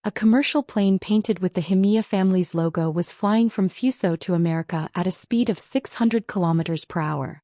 In the cabin, a young girl with a serious expression said to a burly man wearing an embroidered feather coat sitting opposite her. Minamoto Masanori, who was sent to be the girl's guard not long after his body recovered, was stunned when he heard such ridiculous words. "I'm sorry, Miss Himiya, I don't understand what you mean." He seemed to have a headache as he used his index finger to knock on his own forehead. However, from the sound of knocking, it seemed like he used quite a lot of strength. "You mean the head of the Imperial Concubine's Palace in White Bell Village is not you?" Mizuki Takemiya nodded. "I hope that I can get the help of your Yin Liao." "That's ridiculous. Miss Himiya, it's summer now. April Fool's Day has passed a long time ago. Please don't make such a joke." Minamoto Masanori saw the girl's serious look and couldn't help but sneer. "Do you know how strong your father's security is? Ordinary people don't even have a chance to look at him.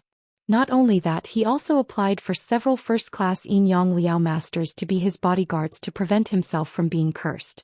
Obviously, your father knows how many people he has offended in the past." Minamoto Masanori leaned back, letting most of his body sink into the soft leather sofa. "If someone really switched your father, let's not talk about the ordinary people in the security group. At least our people will be able to find some clues. But when my father went to Kumamoto County for an inspection, he was indeed assassinated by an unknown person. Although it was said that he was unharmed and only lost a substitute for my father, ever since then my father's behavior has changed. Since the Himiya family's businesses were all over Fuso, as the head of the Himiya family, her father naturally had to go to various places for inspection." Mizuki Takemiya tapped a few times on his white notebook and pulled up several statistics. "The funds of our Himiya family's businesses have begun to flow out in various ways.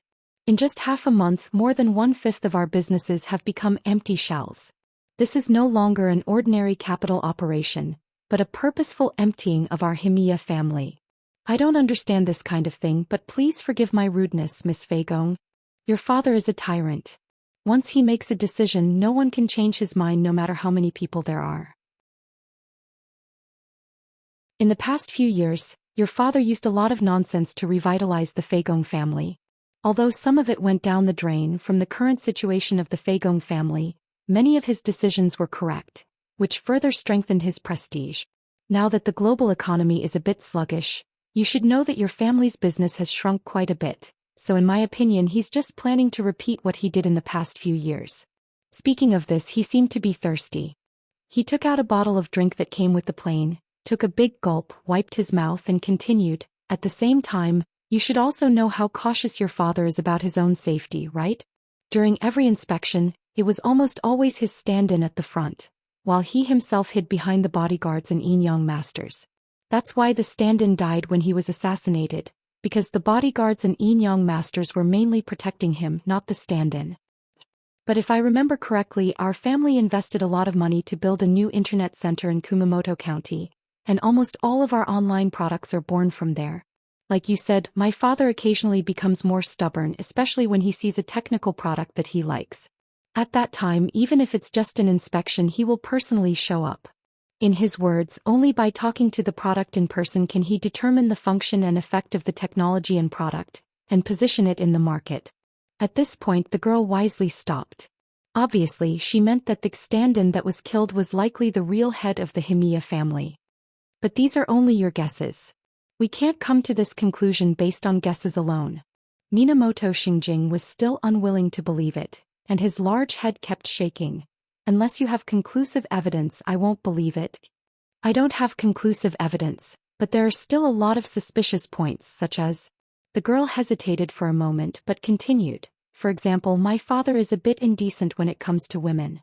But after the assassination, he never slept with any of his mistresses again." "That's a very convincing point, isn't it?" Minamoto Shinjing shrugged and said sarcastically. The girl seemed to want to say something, but at this time an old man who looked like a butler came out of the cabin at the back of the plane, quietly bypassed Minamoto Shinjing, and then leaned close to the girl's ear and whispered a few words. Mizuki Takemiya's face suddenly became extremely ugly. But she quickly tried to calm her face, then stood up and said to Minamoto Shinjing, who had a meaningful smile, "Since your Yin Liao is unwilling to help, Then forget it, I will find other help. After saying that, she asked the butler to take care of Minamoto Shinjing, and walked stiffly to the cabin at the back of the plane.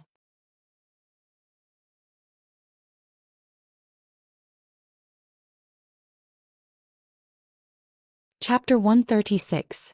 So, Su Shinjing stood in front of the shrine, looked at the girl in front of him and said solemnly, because I've finished my work in Fuso, and it's almost time to go back.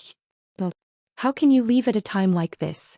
Hanakyu and Yuan stared at Su Shinjing with a different gaze, obviously not wanting him to leave like this.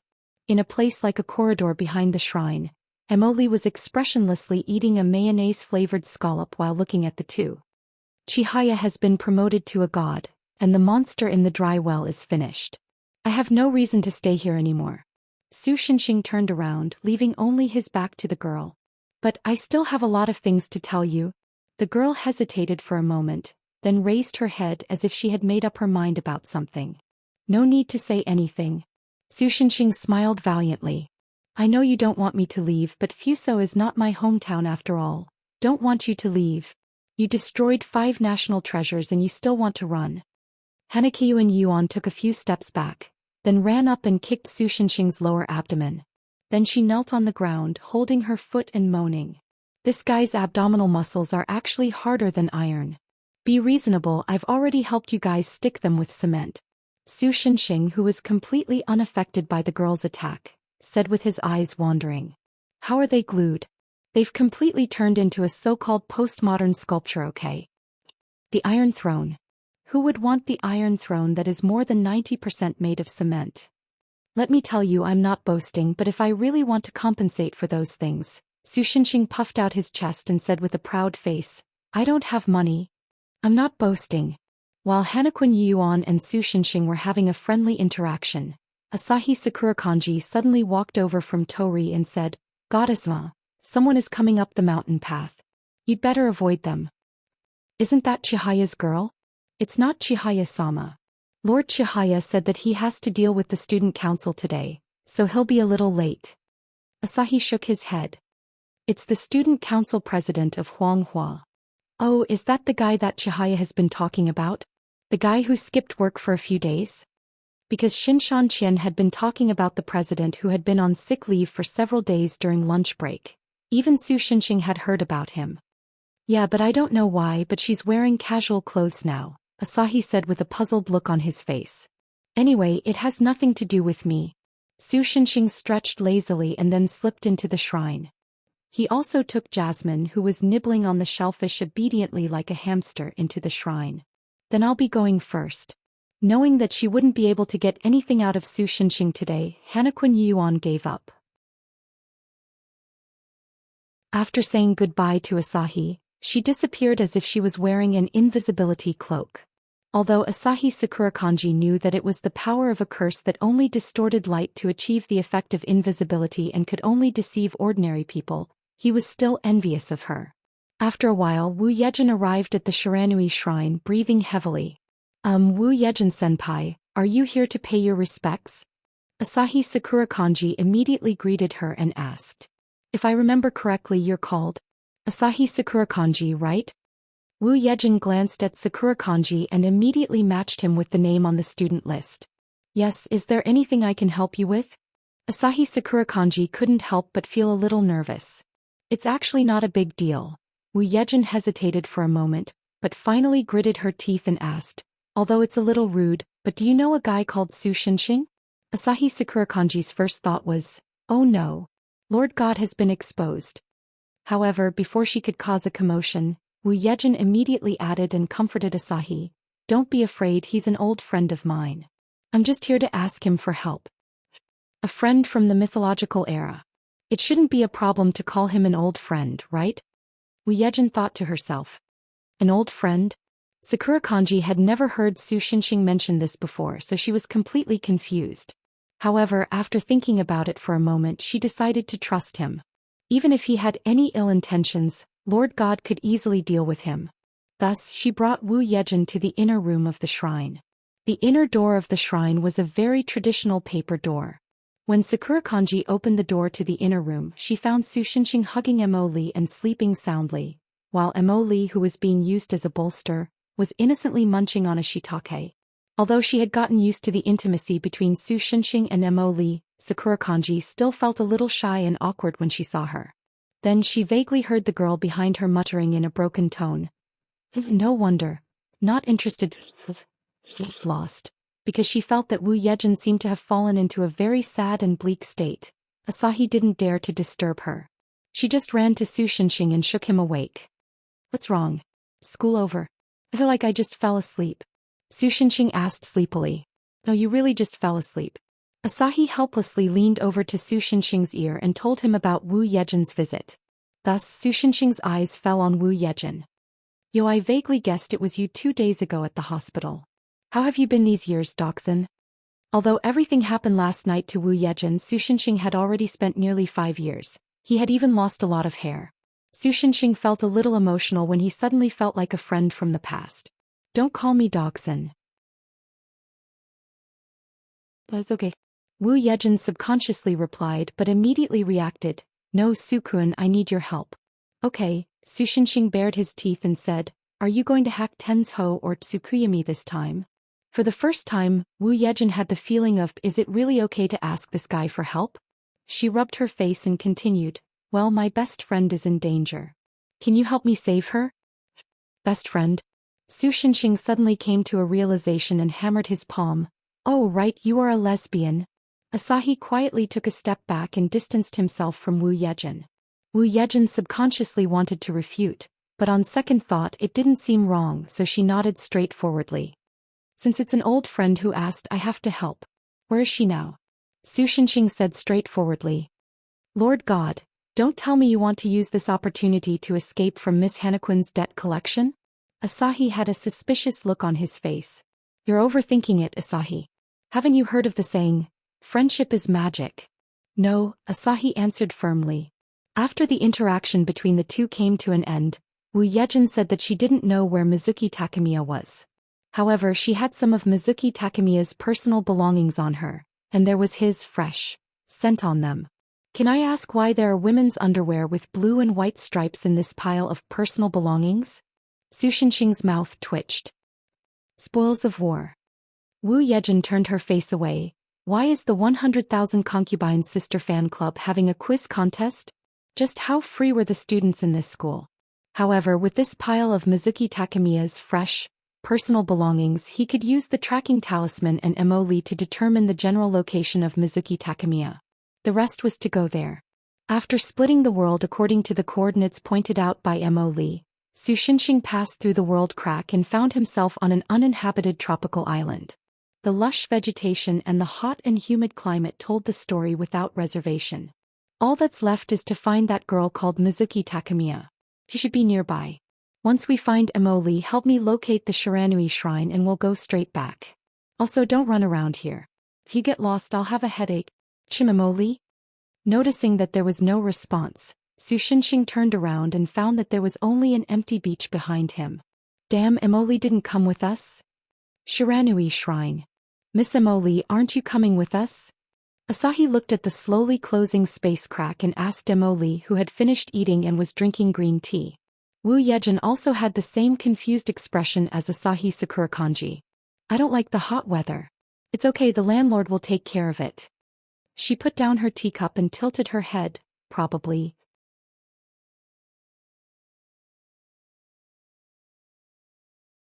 Chapter 137. The Inyang Liao in Japan was influenced by Huaxia's seclusion from the world. Therefore, just like the sects in Huaxia, they tended to be conservative.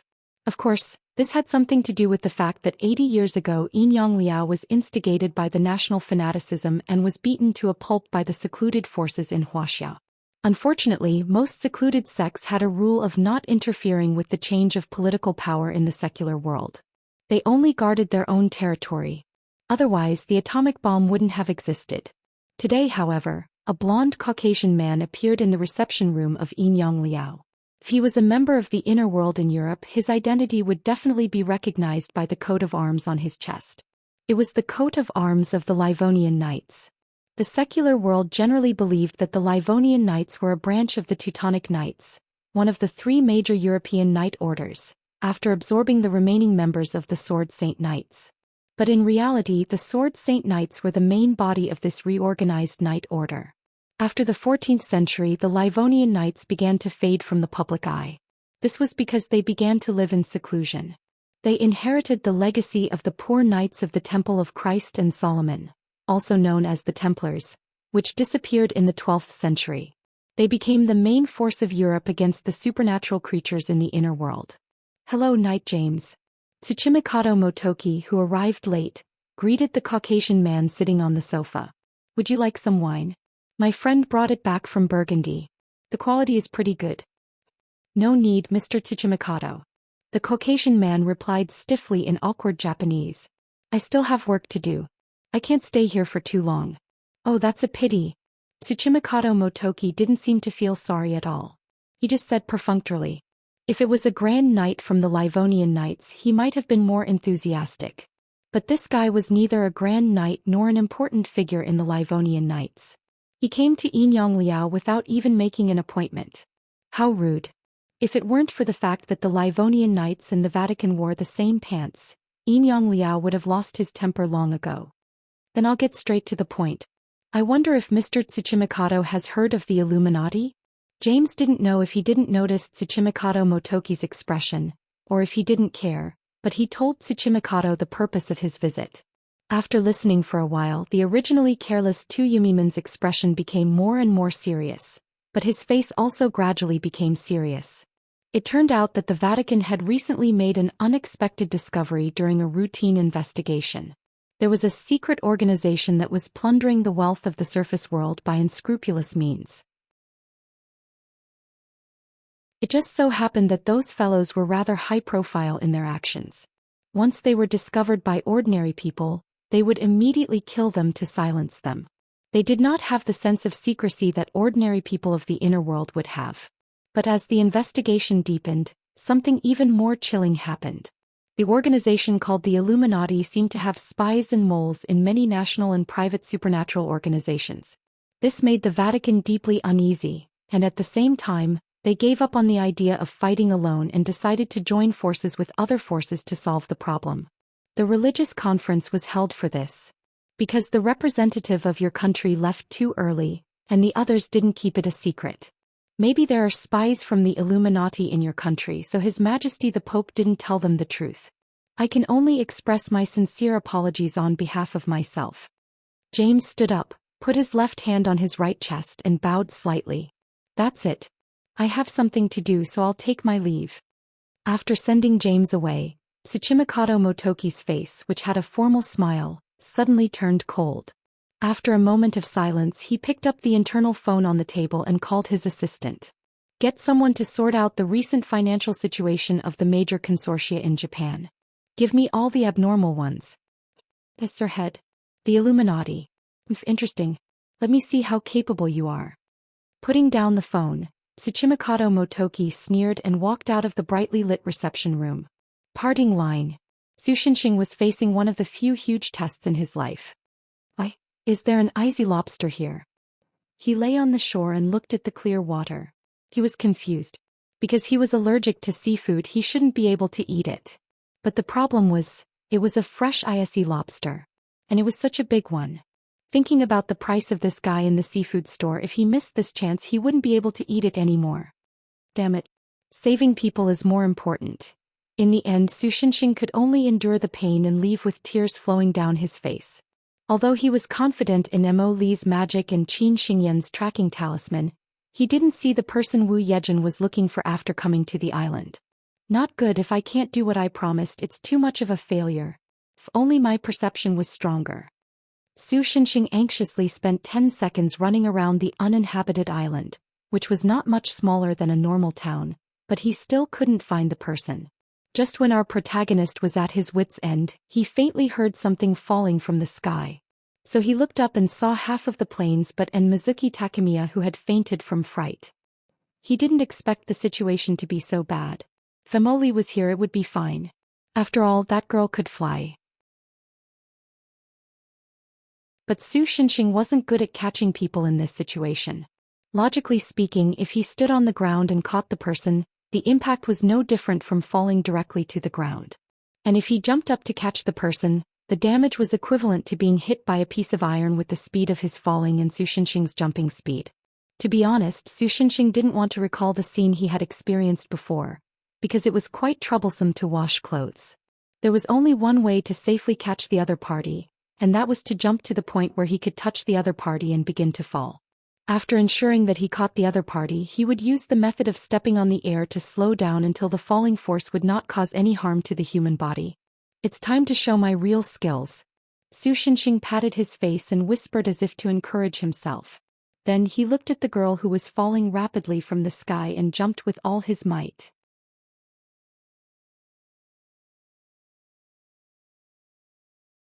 Chapter 138. He had failed. Su Shenxing felt a headache coming on. Of course, even though he had failed, it was not to the extent that the other party's classifier had turned into a pile or a few lumps. It should be said that it had been quite smooth at the beginning. He had used just the right amount of strength to catch the other party without hurting her. It was just that when he used the cloud ladder physical to slow down the landing, his hand slipped and the other party's head hit the ground first. Now, as long as he touched the other party's head, he could clearly feel that there was a swollen bump. All in all, let's just pretend it never happened. Su Shenxing, who was covered in cold sweat, decided to bury this matter in his stomach. But then again, why do I feel like I've seen this girl somewhere before? He touched his chin but could not remember when he had met the girl. Forget it, the mission is done. Since Emily did not come with him, Su Shenxing could not directly return to the Shiranui shrine. But that did not mean that he had no other way. Sakura Apartments had special protection. As long as it was in this world, Su Shenxing could confirm its location. Next, he just had to use teleportation physical to bring the girl to Sakura Apartments first, then let Su Feng pay for it and take a plane to Japan. Even if he took the time to go to the airport and take the tram, it would take at most 7 hours to return to the Shiranui shrine. And on the way back to Sakura Apartments, he could also find Qin Xingyan to replenish some talismans, and use the Holy Spirit medicine to help the girl who had a bump on her head reduce the swelling. But when Su Shenxing took out the Holy Sword Rolander again, the space around him creaked as if it could not bear the weight. It sounded like the sound of plastic being rubbed against foam or metal being bent. The surrounding scene was distorted as if it was reflected in a mirror. Tiske, I've been using teleportation physical too much recently. The stability of the world's space has reached its limit. Su Shenxing had encountered this situation before, so he naturally knew what was going on. In this situation, if he continued to use teleportation physical, it would be easy for him to fall into another world. Because he did not want to complicate matters in the end, he sighed and waved his hand to make Roland Dur disappear. As a result, the space returned to its original state. Since teleportation physical didn't work, he could only use the long-sealed high-speed rail of ordinary people. The girl was not heavy. Even if he carried the girl on his back, Su Shenxing was confident that he could run on the water. As long as he was careful not to exceed the second cosmic speed, he would not be afraid of rushing out of the Earth's orbit. Furthermore, the girl was still unconscious. This was simply a heaven-sent opportunity. It should be noted that most of the people who had taken the high-speed rail in a sober state had vomited. Some of them even vomited directly on Su Shenxing, which made Su Shenxing feel very embarrassed. Just as Su Shenxing was about to extend his evil fangs at the unconscious girl, Mizuki Takemiya suddenly woke up. She looked at Su Shenxing with a frightened expression, then quickly got up from the beach and ran into the jungle not far away. This made Su Shenxing feel very hurt. Is my image that scary? Suddenly, as if he had thought of something, he ran to the beach to look at his reflection. Only then did she heave a sigh of relief and fiddle with the ends of her hair. I'm not bald yet. Scared the hell out of me. Well, let's not worry about baldness for now. As everyone knew, the weather at sea changed very quickly. It was originally a sunny day, but now the dark clouds in the sky were gloomy and heavy, as if they would collapse at any time. It's raining. Su Shenxing looked up and found that the sky had begun to drizzle, and it was gradually becoming heavier. Really, where did that girl run off to? He sighed and walked into the dense jungle. Parting line, the girl hugged her knees and sat in a tree hole. What was she doing? Why was she here? No, before this, who was she? Mizuki Takemiya? That's right, I think that's my name. The swelling on her head continued to send waves of dull pain, causing the girl to cry uncontrollably. Although it was only afternoon in terms of time, the dark clouds in the sky covered all the light, making the whole world seem as if it had entered the darkness of night in advance. The sea wind whistled through the forest, making a woo-woo sound. The raindrops were like bullets hitting the canopy of the trees, which sounded a bit scary. The crashing waves hit the island again, and every time they hit the outermost trees, they would be knocked to the ground. The sudden flash of lightning illuminated the surroundings in a ghastly white, and also produced a terrifying, deafening sound. The thunderclouds were so close to the island that it was like a boat that could capsize at any time, making people feel insecure. Mizuki Takemiya tried to curl up her body so that she could squeeze into the narrow tree hole and shivered inside. "Dad, Ruishi is so scared," the girl sobbed and whispered softly. Who was her dad? He didn't remember. She was just whispering subconsciously. This girl who had never received a real father's love, but from the bottom of her heart she longed and longed for a father's care. It was probably because of this that she fell in love at first sight with Su Shinshing, who had once saved her. "I finally found you. You really hid well." The sudden voice made the girl look up. Su Shinshing was standing there, and the raindrops that had turned into a torrential rain didn't even wet the corner of his clothes. The moment the raindrops approached him, they were bounced away by the cloud scales. At this time, a flash of lightning crossed the sky, illuminating the surroundings again, making Su Shinshing's face look as scary as a ghost because of the shadow. This made the girl even more scared, and her whole body trembled like a little quail. Except for fear and timidity, there was no other thought in her mind. Seeing the girl like this, even Su Shinshing felt like a bad guy who bullied a little girl. Afraid of thunder? In that case. So he sighed, broke off a branch from the tree next to him, waved it casually, and then fiercely chopped at the sky. In the next moment, the thick dark clouds in the sky were cut in half from the middle. The sunlight hung down like a curtain on a stage, making Su Shinshing, who was bathed in the sunlight, look like he was shining. If he was a little more bald, the light effect would be better. The dark clouds that were cut in half slowly separated and finally fragmented. The world seemed to have regained its light. "Dad," the girl whispered softly. "What?" Su Shinshing was surprised.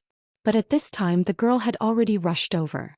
The cloud scales didn't move, so it seemed that the girl didn't have any bad intentions. Su Shinshing thought so. "That Ruishi misses you so much," the girl said in Su Shinshing's ear. In an instant, the silhouette of a silver-haired girl with dragon wings overlapped with the imperial concubine palace. But Su Shinshing quickly woke up and realized the seriousness of the matter. This girl seemed to have lost her memory.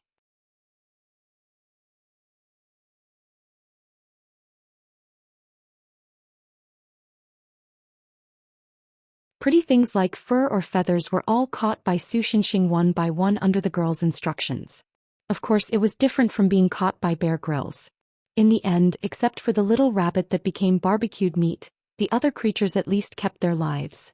Although Rachel was against it at first, after Su Shinshing told her the story of how the rabbit repaid its benefactor's kindness.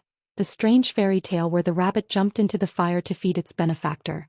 And after some persuasion, the girl eventually accepted the setting that little rabbits were meant to be eaten. In addition, the barbecued rabbit meat with sea salt was unexpectedly delicious. Su Shinshing felt that this might be related to the region, but this made him miss the icy lobster even more. A day passed in the blink of an eye, and now it was the third day of living on the deserted island. Mizuki Takemiya's condition still didn't improve. Considering that Emoli couldn't leave Su Shinshing for too long, if there was no change in the fifth day of the imperial concubine palace, then he could only obediently go back. Today, for some reason, Mizuki Takemiya agreed to Su Shinshing's request to stay alone in the camp. Although it made Su Shinshing feel a little relaxed, it also made him feel a little disappointed. Dividing line. After watching Su Shinshing leave the camp, the girl took a deep breath and gave herself a pep talk. There was only one goal today, and that was that ISE lobster. She remembered that yesterday her father seemed to unconsciously mention this word several times. Although Mizuki Takemiya had no memory of the past, his knowledge didn't disappear because of this. Just like many amnesia patients, even if they lost their memory, they still knew how to use the toilet. The girl was very clear about what the ISE lobster looked like, even more familiar than the barbecued rabbit she ate yesterday. Therefore she left the camp set up by Su Shenxing and went to the beach not far away. At this time the sea was in the low tide period. The beach was full of shrimps, crabs, shells and other gifts from the sea. However, the girl didn't stop, but walked on a winding tidal path, observing the situation at the bottom of the water while walking towards the big reef not far away. Not long after, she actually found an icy lobster hiding in the shallow coral reef. Although she was a little afraid of the icy lobster with a pair of big pincers, thinking that she could get her father's praise, the girl still rushed forward without hesitation and caught it before it escaped. The strength of the icy lobster was unexpectedly great. The girl struggled with it for a while before successfully catching it out of the water. But when she wanted to turn back and go back along the path, she was dumbfounded. Where was the winding path in the sea? Not only that, even the reef she was on was in a state of drowning at any time. But even so, Mizuki Takemiya still didn't leave the icy lobster behind. She curled up on the reef, looking at the beach, waiting. If it was her father, he would definitely come to save her. The sea water rose higher and higher and even overflowed the surface of the reef, forcing the girl to stand up. A big wave hit and she was completely drenched. Even though it was summer, the young girl couldn't help but shiver as the sea breeze blew through her wet body. But even so, she still held the lobster tightly. Dad, however, there was still no one on the beach. Gradually, the hope in the girl's eyes began to fade. A feeling of déjà vu emerged in the girl's heart. It seemed that her father had let her down time and time again in the past. Didn't I tell you to stay in the camp? Just when the girl's heart was in a mess, Su Shenxing's voice suddenly sounded in her ears. Imperial concubine Ruishi immediately came back to her senses and looked at Su Shenxing, who had appeared beside her at some point. After a while, she raised the icy lobster in her hand and stammered, "I heard Dad say, you want to eat this." Su Shenxing looked at the dying lobster in the girl's hand in surprise. After a long while, he sighed with a sour nose. He rubbed the girl's wet hair. "Idiot. This kind of thing can be caught at any time, but what if something happened to you?" "I'm sorry, Dad." The girl's expression dimmed and she lowered her head in disappointment. "But thank you." Su Shenxing saw the girl reflect on herself, so he revealed a smile and said, "Tonight's dinner is a lobster." "Dad."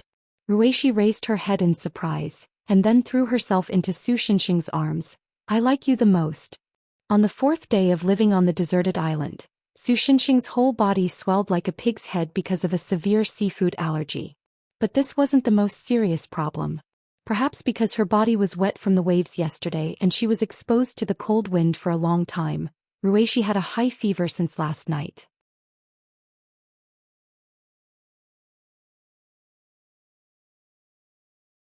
Chapter 140. Su Shenxing touched Ruishi's forehead, trying to feel her temperature. But he soon gave up this meaningless action. Now his senses were slightly different from ordinary people. Even if he jumped into the lava, he wouldn't feel very hot. If an ordinary person had a fever that was 3 or 4 degrees Celsius higher than normal body temperature, he wouldn't be able to tell. Not to mention, the swelling caused by the seafood allergy also made his senses a little different. But this didn't prevent him from judging that Ruishi's current physical condition was very bad. In this kind of wild fever, if the right care was not taken, it could easily turn into pneumonia, and if it was more serious, it could even endanger her life. This made Su Shenxing feel a little bit of a headache. Because the girls he met before were either the kind of warriors who could continue to fight against monsters even if they were stabbed, or the kind of magicians who had a very good grasp of their own physical condition. Even if they were sick, they could cure themselves. At the very least, they were like Qin Xingyan Chihaya Fukuyama, and the kind of people who had undergone cultivation or had special bloodlines and didn't get sick easily. But Mizuki Takemiya was different. Not only was she an ordinary girl, but she was also pampered since childhood. It was not strange to call her a flower in a greenhouse. Naturally, there was no way to compare with those guys. "Dad." Half asleep and half awake, the girl trembled and reached out to Su Shenxing. Su Shenxing quickly took her weak hand. The warmth from the hand, which was much bigger than the girl's, made Mizuki Takemiya smile and fall asleep. Su Shenxing stared at her haggard face. After a long while, he whispered to himself, "This time I will definitely protect you." After that, several layers of protection invisible to the naked eye were superimposed on the girl's body. Su Shenxing found some vines in the woods, twisted them into a rope, tied the girl behind him, and added some protection to the rope to prevent it from breaking. Then he went to the beach. Today's weather didn't seem to be very good. The sun couldn't be seen in the sky, only the rolling clouds looked a little gloomy. The direction should be this way. After confirming the direction of Fusang, Su Xinxing exerted force under his feet and jumped to the surface of the sea. Before gravity could pull him into the water, he was already running wildly on the surface of the sea. The white shockwave, which symbolized supersonic speed, appeared beside him in an instant, but Su Xinxing was not satisfied with it. Instead, he exerted more force on his feet and left the shockwave far behind him in the blink of an eye. It was not until a few seconds later that the sound of breaking the sound barrier was heard. Because of his astonishing speed, a deep gully was directly plowed out on the surface of the sea. Only after he ran for a while did the gully slowly close, and because of the collision, high waves burst out. However, these waves could not last for too long. Almost at the same time, the violent airflow would destroy them, followed by high waves. At the same time, the staff of the Fusang Meteorological Bureau immediately discovered something strange through the satellite image. Tanaka-kun, it seems that a typhoon suddenly appeared in the Pacific Ocean. Don't be silly. The typhoon period is long over. No, it's really a typhoon. Moreover, they are advancing towards Fusang's territory at an extremely fast speed. So, holy *T, what's going on? When the man called Tanaka-kun saw the satellite image, he was suddenly stunned. There was indeed a group of things that looked like a typhoon moving in this direction. Is the satellite broken? Even a typhoon can't be so fast. This is far faster than the speed of sound. What should we do now? What are you waiting for? Hurry up and issue a typhoon warning and ask the people to take refuge. At this rate, it will take at most 10 minutes for this thing to reach Fusang's territory. Su Xinxing was completely unaware that his behavior had made the weather bureaus all over the world shout unbelievable. What the F***ck? And what the F***ck? He just continued to run towards his destination. It didn't take long for an empty beach to appear in front of him. There were many sun umbrellas, drink boxes, sunglasses, yoga mats, swimsuits, sunscreen, and strange rod-shaped objects that made buzzing sounds on the beach. It seemed that the people had left behind them when they were in a hurry to take refuge. Su Xinxing slammed on the brakes. The powerful inertia caused him to directly cut the beach in half, and he was buried in the sand from his waist down. After confirming that Ruei was not injured or showed signs of waking up under the protection of the protective shield, Su Xinxing looked back at the sea. In the distance behind him, he could see an astonishingly huge wave sweeping in this direction. The wave was about 30 meters high. Although its speed was much slower than Su Xinxing's, its speed was still more than 700 kilometers per hour. If this thing was left alone, Fusang would probably suffer the greatest tsunami damage in history. And not only Fusang but even the China, the Cosmic Empire and other places across the sea would probably suffer an astonishing loss. And this wave was only the first wave. When Su Xinxing was running, due to the difference in speed, he had almost caused dozens of waves of similar power. At this moment, these huge waves were lined up and roaring in this direction along the path he was moving forward. Therefore, Su Xinxing could only delay for a moment. He casually pulled up a metal sun umbrella on the beach and put it away. Then, like playing a baseball, he fiercely swung the bat at the approaching huge wave. The sun umbrella instantly burned out due to the friction with the air at an extremely high speed, leaving only the part that was held by Su Xinxing. However, the huge wave on the sea seemed to have hit an invisible wall and shattered with a bang. The originally turbulent sea also seemed to have been shaved off by an invisible force in an instant. All the waves were instantly shattered by an invisible force, and the waves completely disappeared. The entire sea surface was as flat as a glass bead. Perhaps since the birth of the sea, this moment was the calmest moment it had ever been. It was not until a few seconds later that the sea surface wrinkled with the sea breeze, and new waves were stirred up. At the same time, Su Xinxing did not care about the stunned meteorologists around the world. He quickly followed Mo Li's breath and rushed back to the White Bell Shrine. In the past few days, Wu Yejin would go to the White Bell Shrine with work whenever she was free. While dealing with the affairs of the student union, she waited for Su Xinxing's news. Thanks to her, after Su Xinxing rushed back to the White Bell Shrine, he met her, who was still in the shrine because she had not received the asylum notice. Although Su Xinxing had not said anything yet, Under her orderly arrangement, Mizuki Takemiya was very efficiently admitted to the hospital. So now, can you please explain what happened? After everything was settled, the girl breathed a sigh of relief. She looked at Su Shinshing, who was still swollen, and asked, "Why did sister become like this?" Su Shinshing thought for a moment and then answered very seriously. "It's fate."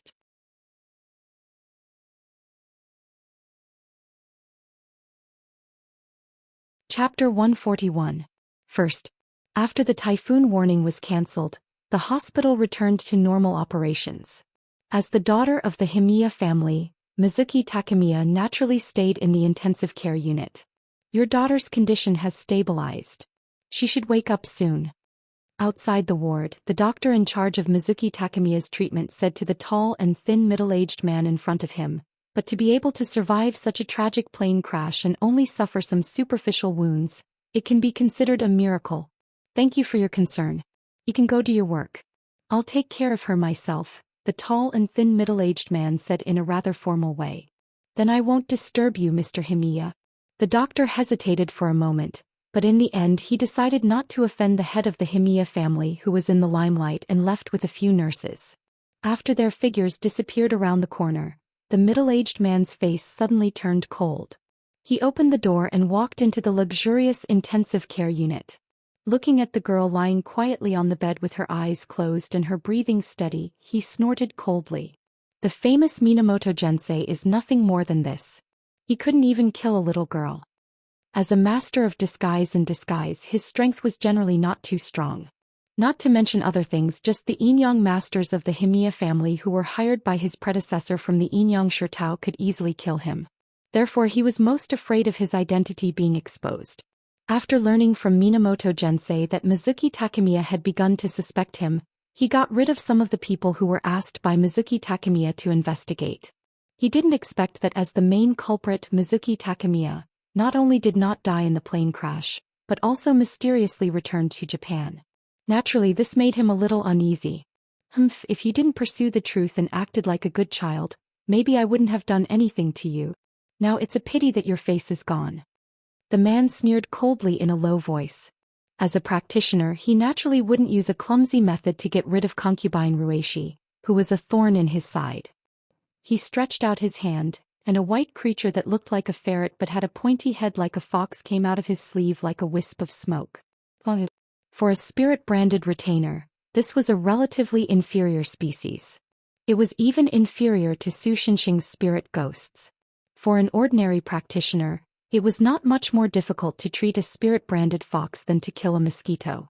However, as a low-level spirit-branded retainer, the Guanhu was easy to raise, easy to control, and had many different abilities. For ordinary people who didn't have astral vision, the Guanhu was more than enough to kill them.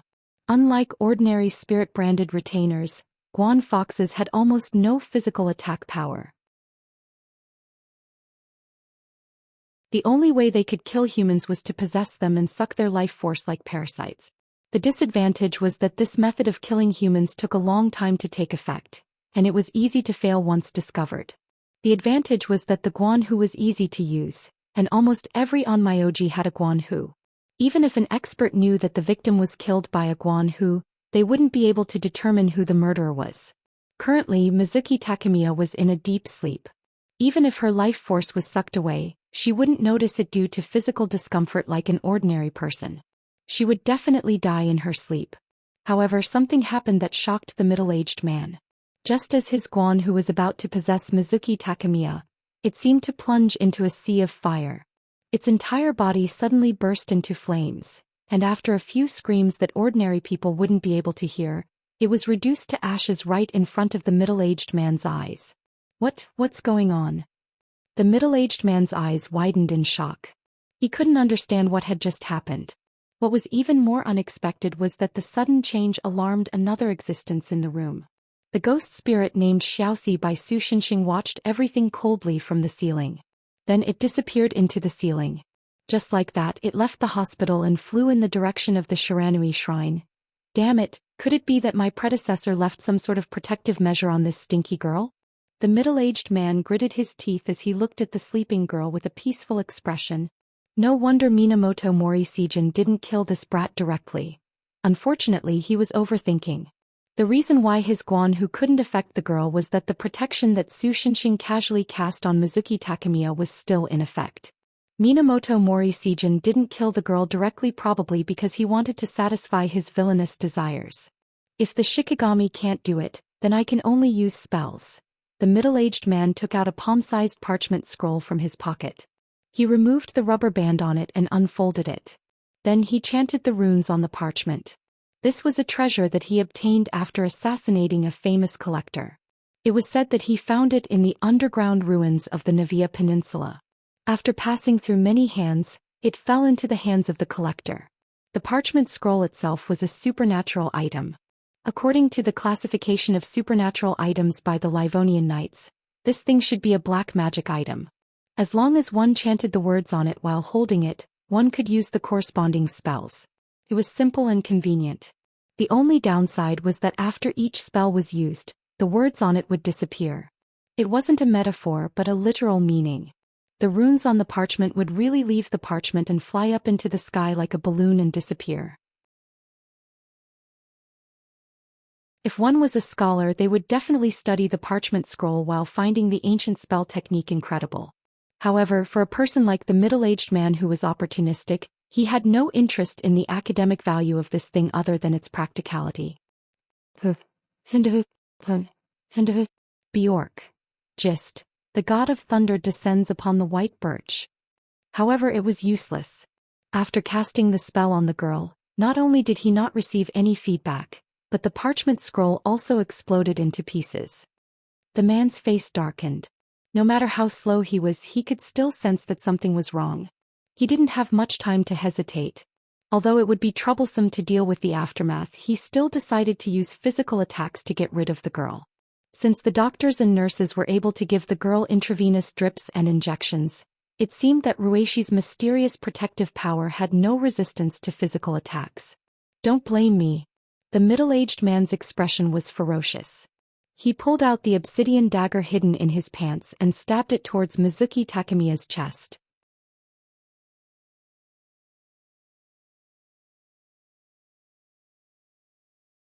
Chapter 142.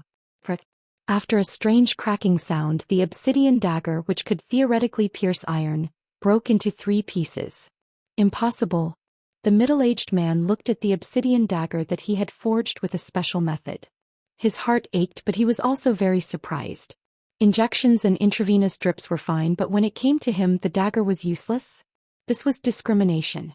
Was it because of the material? Metal could cause damage, but obsidian and the like were useless?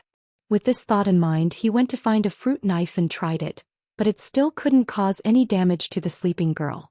Until now, he could be sure that the girl had an extremely advanced spell that could determine whether other people had malicious intentions and selectively accept physical interference from the outside world. Although some spellcasters had already suggested the possibility of such a spell, the man in the past would definitely have scoffed at it. The difficulty of casting such a spell was too high. It was like programming an alpha dog with only zeros and ones. It was basically impossible. He didn't expect to see it with his own eyes today. But even so, this spell wasn't omnipotent. There were actually many ways to assassinate Mizuki Takemiya. For example, secretly swapping the girl's injection or mixing poison into her intravenous drip. If the doctors and nurses didn't know about it, they naturally wouldn't have any malicious intentions towards the girl. The spell couldn't be activated and the girl would die in the end. Although it was a bit troublesome, if it was done cleanly, no one would associate it with him. Thinking of this, he grinned. Yes, this was the Illuminati. In that case, there was no need to continue staying here. Just as he was about to leave, a cool breeze blew into the room. This made the man's well-tempered nerves tense up. This room was the intensive care unit on the 24th floor of the inpatient department. Most of the time, the windows were closed and the air was ventilated by the air conditioner. However, this gust of wind blew directly into the room from the window. So he looked at the window vigilantly. But other than the window being opened, there was nothing there. After a while, a figure fell from above with a whoosh.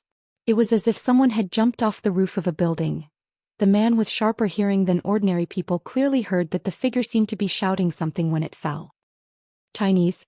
Although he was good at sneaking in and disguising himself as someone else, He could be considered to be proficient in several languages. However, Chinese was too complicated and there were many variations in the accents of different regions. Therefore, he could only vaguely understand that the other party seemed to be saying something like, "It's all my allergies' fault. I've overstepped my boundaries." After realizing that he couldn't understand the words literally, the man thought that he must have misheard. Then, as if he suddenly remembered something, he narrowed his eyes. The person who fell down did not stay on this floor. Theoretically, there was no time for him to open the window. Besides, most windows were locked from the inside. Even if the person was like a gecko or Peter Parker, he should not be able to open the window. Then who opened the window? Before he could figure it out, the guy who had fallen out of the window had already climbed in through the window. *CK, this is the 24th floor.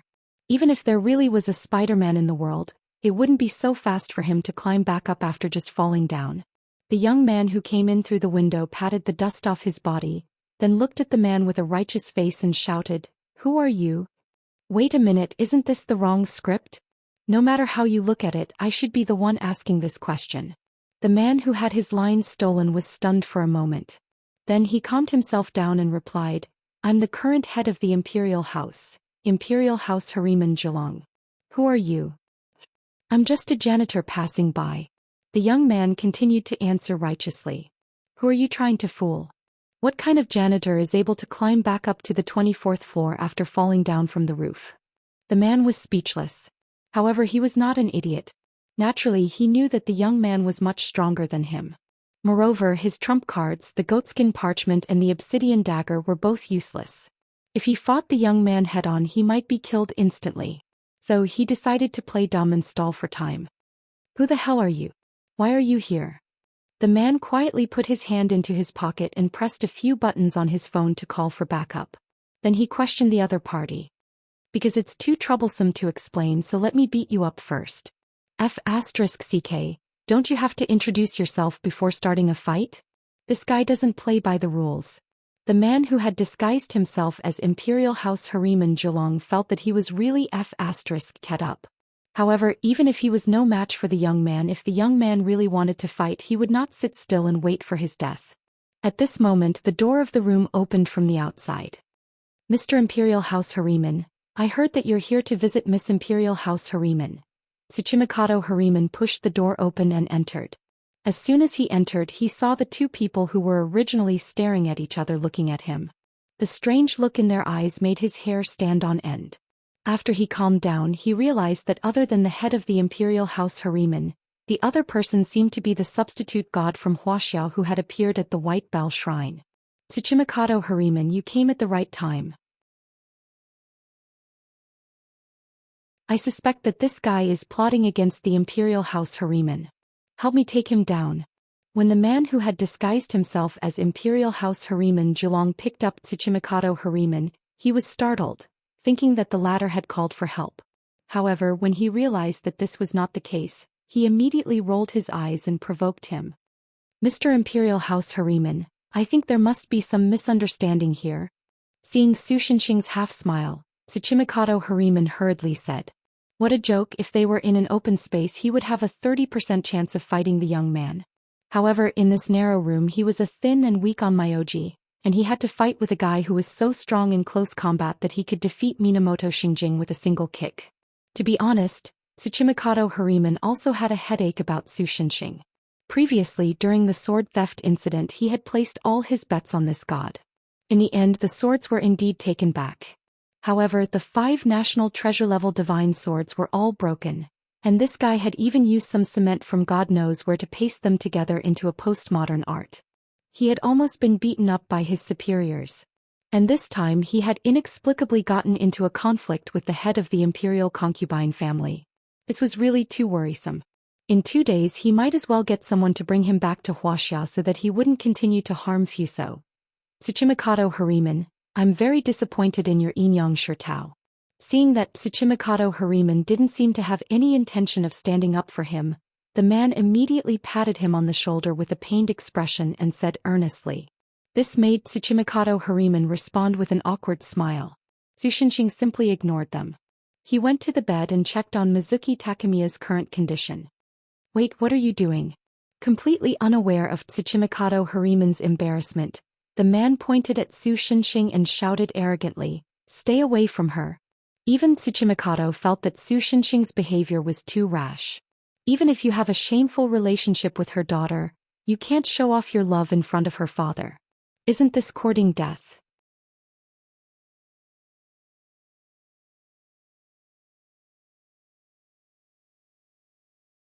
Chapter 143. Su Shinshing completely ignored the man who pretended to be Miyata Minamoto Kuro. After confirming that Mizuki Takemiya was not hurt, he felt a little relieved. "Well, Sukun, I can understand that you are worried about Miss Miyata, but isn't it a bit too much to treat Mr. Miyata like this?" Tsuchimikado Genji frowned and said, "It's not safe here, I want to take her somewhere else." Su Shinshing was indifferent to his words of persuasion, and was about to take the imperial concubine Gong Rueishi away from here. This kind of behavior was no different from a slap in the face, which made Tsuchimikado Genji, who thought he was quite shrewd, feel angry. "Sukun, are you determined to be the enemy of our Yin Liao?" he asked in a low voice. "Oh, you are mistaken." Su Shinshing carried Mizuki Takemiya on his back and replied casually. This made Tsuchimikado Genji happy. It seemed that the other party did not intend to fall out with him. While he was thinking about what to say next, Su Shinshing said slowly, "You are not qualified to be my enemy. When I beat up your Gata-sama, your ancestors were still playing with mud on the beach." Tsuchimikado Genji was stunned, and then the feeling of shame made him angry as he stared at Su Shinshing. Although the man on the side had an angry look on his face, he was more afraid in his heart. If he still couldn't see Tsuchimikado Genji's fear of Su Shinshing, then his years of undercover work would have been in vain. In this way, if the girl woke up and directly said that she was an imposter, then everything would be over. Suddenly, accompanied by the whistling of the wind, a black shadow flew in from the window. It was the giant Dehei wings on the back, similar to an enlarged version of the crow's wings, and inherited part of the crow Tengu's bloodline, Minamoto Genji. His appearance puzzled Tsuchimikado, but the other guy who pretended to be Mizuki Takemiya's father was secretly happy. Minamoto Genji was the one who called for help, and he didn't expect that he would come in time. "Tsuchimikado, you are getting more and more cowardly. You let a foreign Gata-sama do whatever he wants on our land. After this incident I will impeach you." Minamoto Genji snorted and did not directly attack Su Shinshing. Instead he attacked Tsuchimikado Genji first. "Didn't you get seriously injured by a kick from him?" Tsuchimikado Genji complained in his heart. However, if he really said that, it would be a huge blow to their morale. Moreover, in the current situation, if they wanted to subdue that arrogant guy from China, they would need Minamoto Masuru's help. Although he didn't know the reason, after being fatally injured last time, Minamoto Genji's strength not only didn't decline, but also had a qualitative improvement. He even got the recognition of the secluded Dei Tengu, which activated the Tengu's bloodline in his body. Now he should be able to barely fight against the Gata-sama of Huaxia.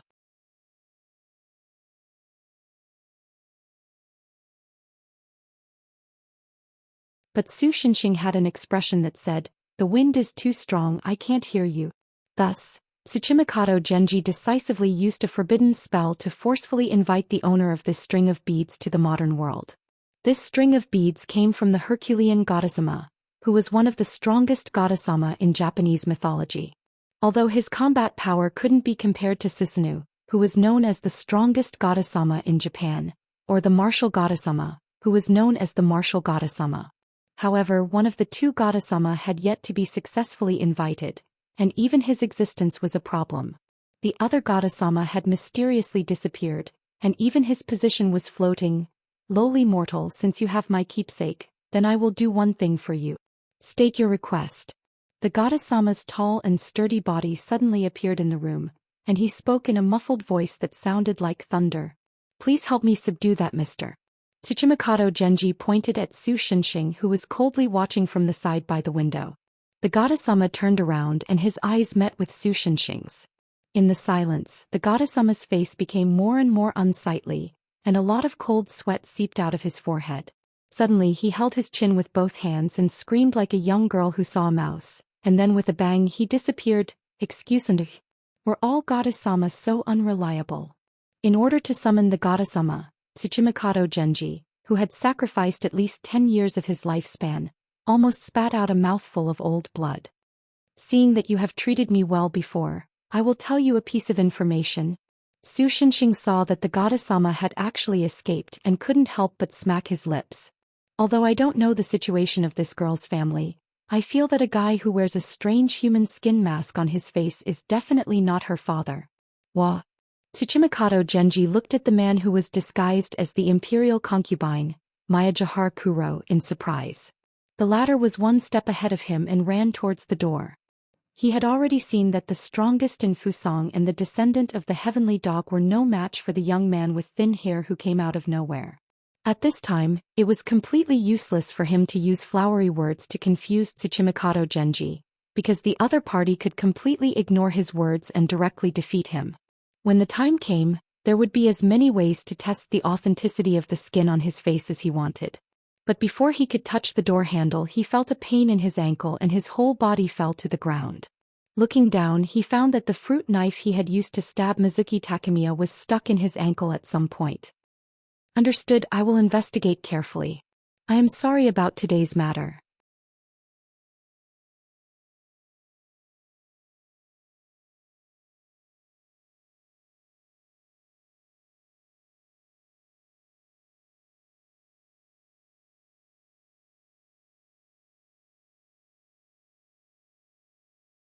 Su Shenxing said without hesitation. Debate Bird was a little surprised. To be honest, her memory of her original father is not a happy thing. And if you are willing to accept her as your cheap daughter, then there is no doubt that Phimea Financial Group will be under your name. Although you may not know this cheap daughter is very capable. The directors of the financial group are no match for her. Debate Bird stared into Su Shenxing's eyes and continued. Sometimes, some white lies can make everyone happy. Even so, do you still want to choose the second option? You are so noisy. Su Shenxing dug his ears and said, just do as I say. Dividing line. In the end, Debate Bird still did as Su Shenxing said and modified Mizuki Takemiya's memory to normal. Only the part related to Su Shenxing was missing. Why don't you do as the parrot god said? After returning home, Hanakiyuan Yuan asked Su Shenxing curiously, I remember that you are short of money. Su Shenxing was silent for a moment and then sighed, because for the current me except for power, the treasures of the past are only memories of the past. Hanakiyuan Yuan could not help but be quiet after hearing what he said. After a while she looked at Su Shenxing who was stuffing things into his backpack and asked, what are you doing now? Packing. Su Shenxing smiled freely showing 8 teeth and said, I'm going home.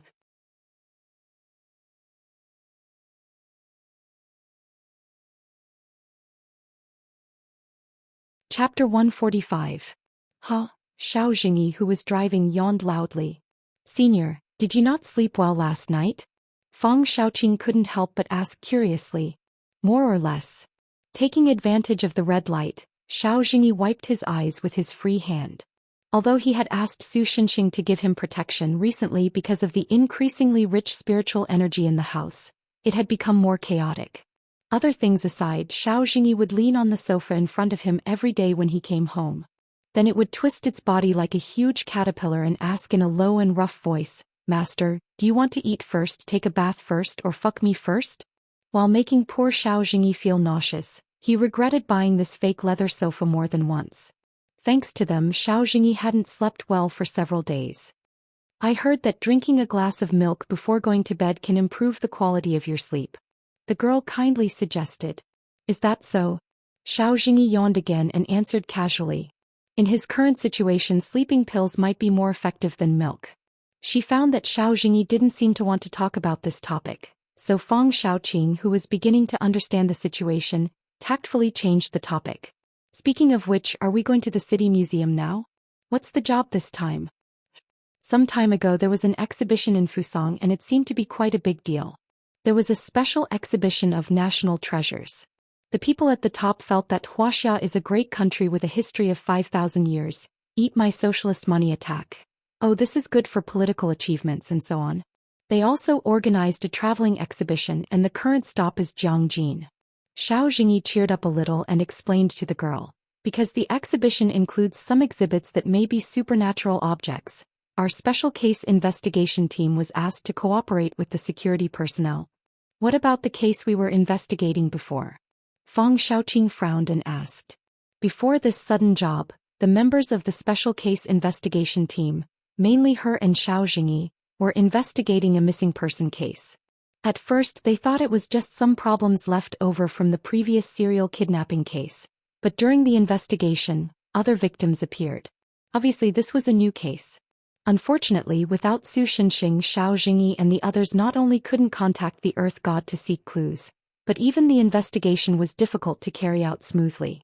It didn't take long for them to reach a dead end. It was not easy to find some clues, but at this juncture, they were transferred to guard the exhibition by the higher-ups. Naturally, Fang Xiaoqing felt very angry. I heard that the case is, it was a normal human crime and it had nothing to do with the supernatural. What? Said Xiao Jingyi, and we really didn't find anything supernatural in the case. I know that too, but I just feel very unhappy. Fang Xiaoqing was still a little indignant when she talked about it. This is society, young lady. Senior, you're not much older than me.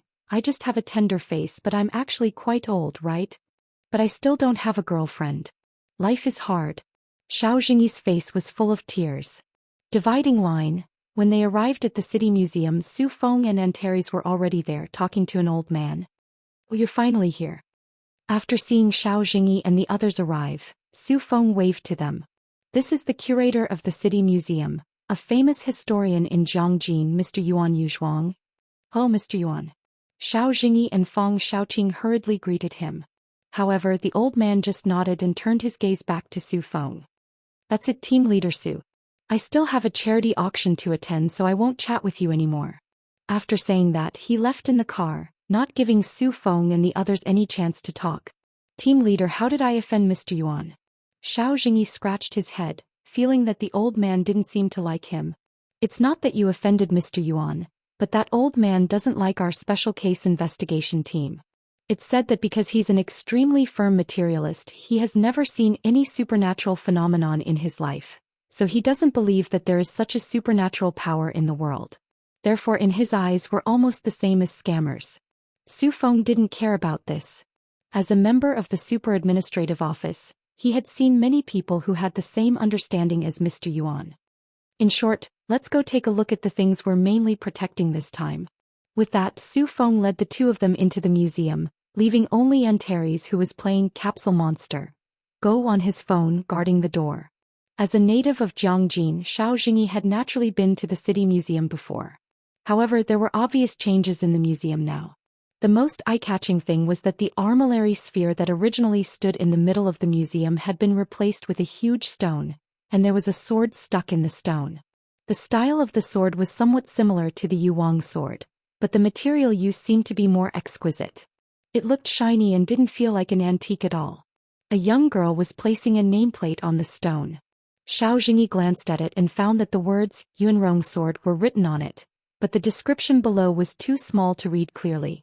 However, at this time the girl who was placing the nameplate and suspected to be a staff member also noticed Xiao Jingyi and the others. Team leader Su, hello. These two are. She looked at Xiao Jingyi and Fang Xiaoqing behind Su Feng in confusion. They are members of our group. This guy is called Xiao Jingyi. If there's any physical work, just leave it to him. And this is Fang Xiaoqing. You guys are about the same age, so you can interact more.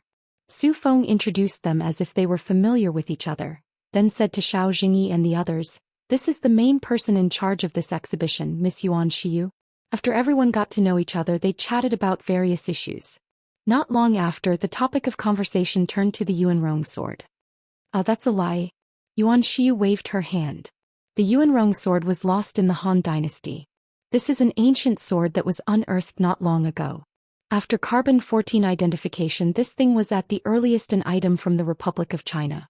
It should be an imitation of the Yuanrong sword in ancient books, so it's not worth much. However, it's true that this thing can't be pulled out. We even used some machinery before, but we couldn't get it out of the stone. In the end, a member of the working group proposed to put it in the exhibition to attract popularity. The way to attract popularity was very simple. It was to let the tourists pull this thing out themselves. If they pulled it out, the sword would be given to that person. In the previous exhibition, many tourists were very interested in this. It was just that no one could pull it out. Let me ask, how much is the so-called not worth much? Su Feng suddenly asked. The market price is about 10,000 to 30,000. Yuan Shiyu didn't understand and answered. Justice, remember not to tell your friend about this. Su Feng touched his forehead and sighed. Xiao Jingyi naturally understood what Su Feng meant. If Su Xinxing knew about this, he would probably immediately come over to pull the sword out. Even if he really couldn't pull it out, according to that guy's temper, he would probably directly break the stone in half or something. But then Xiao Jingyi heard another thing from Su Feng's words. Boss, are you saying that old Su is coming back? Yes, it said that Fu Sang's Yinyang Liao is now holding a fireworks festival to celebrate. What on earth did that guy do in Fu Sang? By the way, Mr. Xiao Jingyi, do you want to give it a try? Yuan Shiyu pointed at the sword on the stone and invited Xiao Jingyi. Boss, have you tried? Xiao Jingyi asked Su Feng. I tried, but I couldn't pull it out. This thing is a bit strange. Su Feng frowned but didn't say much. This made Xiao Jingyi a little nervous, but he also had the impulse to give it a try. In the end, he felt that Su Feng was there and nothing would happen, so he boldly came to the stone, held the hilt with both hands and carefully lifted it. Maybe there was a slight deviation in the strength, but Xiao Jingyi only felt that his hands were lighter. It was as if he had broken a plastic foam board from the hilt.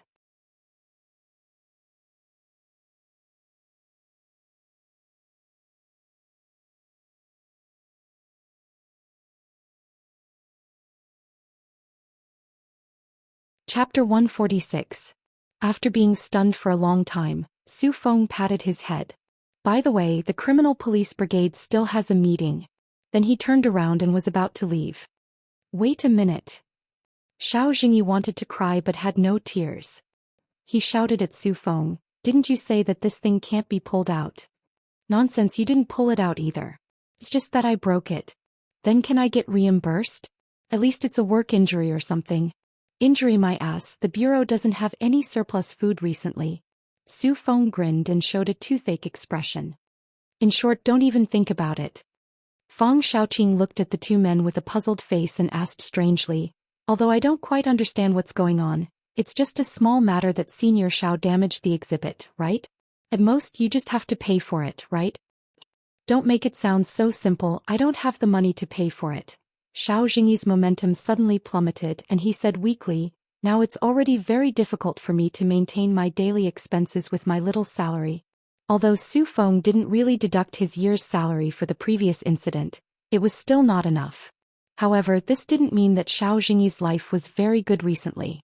Now his family was like a group of demons dancing wildly. It was as if there were more than 100 energetic huskies at home. Every day the first thing Xiao Jingyi did when he returned home was to check what was not working today. Even with the bureau's subsidies he couldn't afford to spend so much. Therefore, although he wasn't as miserable as Su Xinxing for the time being, Xiao Jingyi's life wasn't very good either. If it's only about 30,000 I can help you pay, Fang Xiaoqing suggested. To her who was born with a silver spoon in her mouth, 30,000 RMB was just an insignificant amount. Well, let's just say I borrowed it from you, I'll pay you back when I get my next salary. Although Xiao Jingyi understood that Fang Xiaoqing meant to help him pay back the money directly and didn't need credit or anything, out of the self-esteem of a man and a senior in the workplace, Xiao Jingyi still couldn't thicken his skin to accept the other party's kindness.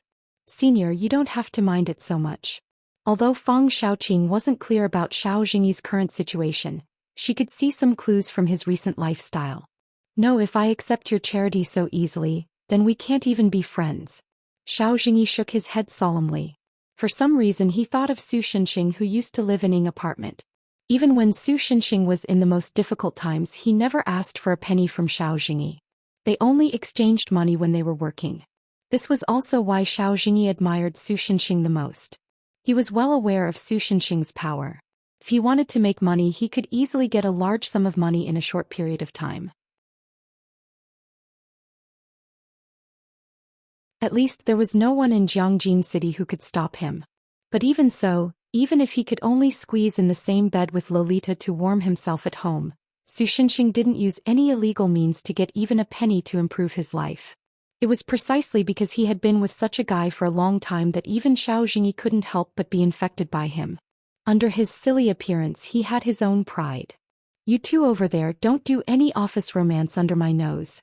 Su Feng, who had once participated in an unknown underground organization, didn't hesitate to stand up and break them up.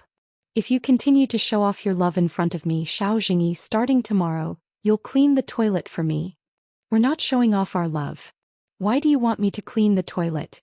Fang Xiaoqing and Xiao Jingyi spoke at the same time. The former was shy, while the latter was simply complaining with a black line on his face. "Actually, you don't need to compensate," Yuan Xiyu, who had been watching the show from the beginning, said, "because this was originally just a gimmick. Compared to the other exhibits, it's not worth much. It doesn't matter even if it's removed. And you also helped us avoid the embarrassment of this sword being broken as soon as we opened the door. Let's call it even." Perhaps it was because the budget for this exhibition was more than enough, but Yuan Xiyu seemed very generous. Even Xiao Jingyi felt that her face was as round and kind as the Guanyin Bodhisattva. "If you really have the heart, then contact the traffic police's towing team and drag this useless stone away." "That's not a problem." When Su Feng heard that he didn't need to compensate, he became more proactive. He patted his chest and said, "Leave it to me." It seemed that the super administrator didn't have much money. This also made Xiao Jingyi a little worried about his future. "Then what about this sword hilt?" Xiao Jingyi raised the remaining half of the sword hilt in his hand. "You can take it out. Whatever you like." Yuan Xiyu shrugged. "This thing doesn't have much research value. If you really don't like it, you can throw it in the trash can. But I think it should be sold at an ordinary auction for 2,000 to 3,000 yuan. "Oh, then I won't be polite." Only then did Xiao Jingyi happily put away the sword hilt. Even if this thing didn't have much research value, it had a great shape and was full of simple oriental charm. If he casually bought a knife holder and put it in his home, it would be an excellent decoration. And it was worth 2,000 to 3,000 yuan. When the time came, he could take it to Ying apartment to show off to Su Shenxing. Dividing line. After familiarizing himself with the distribution of the preserved items with Yuan Xiyu, Su Feng announced that he could get off work. After Xiao Jingyi returned home with the sword hilt, he suddenly remembered that the concentration of spiritual energy in his house seemed to be abnormal. He didn't know if it would affect this broken sword in any way. So he simply held the sword in his hand and carefully observed it. Previously, the sword was stuck in a big rock, so he couldn't see it clearly. Now, under the fluorescent lights in his house, it could be considered as clear as day. He didn't know what material the sword hilt was made of. It was cold to the touch and felt quite heavy like marble. The blade was black, but according to Yuan Xiyu, there was no poison on the blade. Instead, it was coated with a layer of black paint, mainly composed of chrome to prevent rust. The whole sword had an indescribable charm, until a crack appeared on the blade.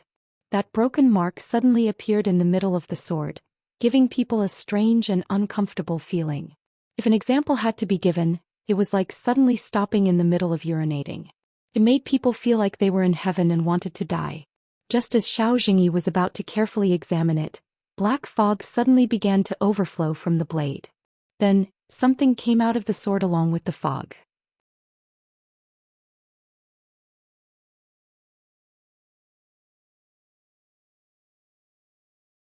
Chapter 147.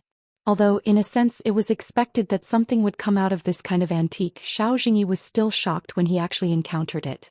"It's fogging up?" The demons in the house discussed fervently. "Smoking is prohibited indoors."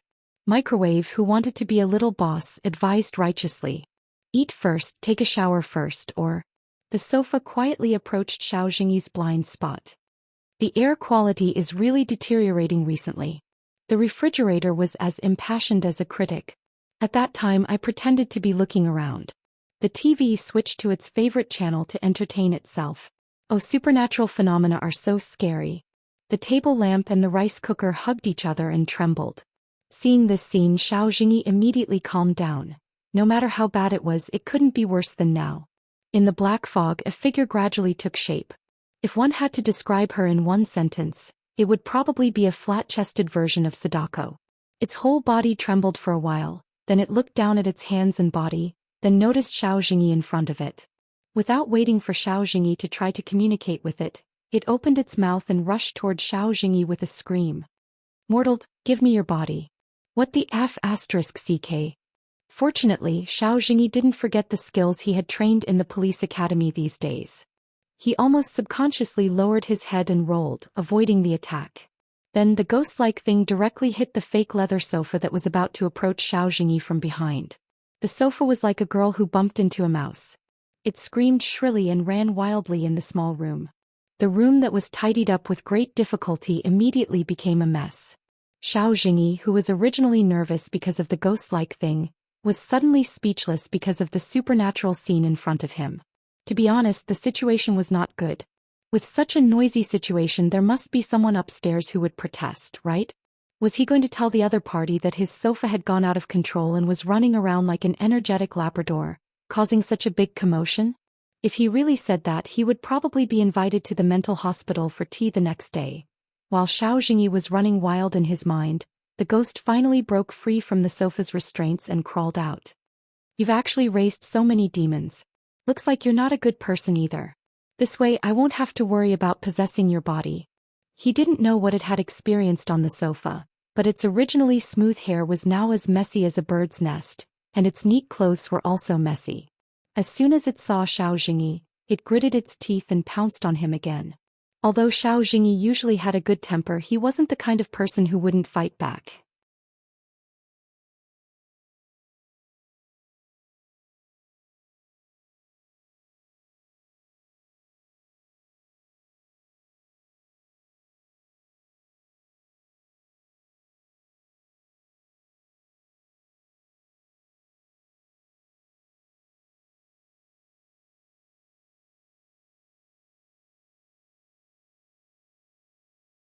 The resentment of the world accumulated and was absorbed by the emperor's sword that was deeply sealed underground. In the end, the emperor broke out of the seal and disappeared. The extremely weak Yuanrong sword could only stay quietly in the rock, waiting for a new owner to come and stop the emperor's sword from going berserk. In the end, it was dug away along with the rock at dawn. Dividing line. After a moment of silence, Xiao Jingyi said seriously, "The word count is over 300. You're focusing on the wrong thing. And the silence just now was just a count." The Yuanrong sword's spirit was shocked. "I'm not kidding." Xiao Jingyi shrugged. "According to what you said, shouldn't I be the so-called Yuanrong sword's owner? I don't think breaking and pulling out the sword are the same." Qin Xingyan also joined the discussion. "Senior Su, aren't you going to say something?" Su Xinxing touched his chin and then asked seriously, "I'm hungry. Is dinner not ready yet?" Realizing that the others were looking at him speechlessly, Su Xinxing laughed dryly and scratched his head. "Actually, it's nothing much, right? The key is the Emperor's sword.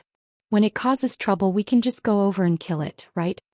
Qin Xingyan and Xiao Jingyi subconsciously wanted to refute, but thinking carefully, "Damn, what you said made sense." We were speechless.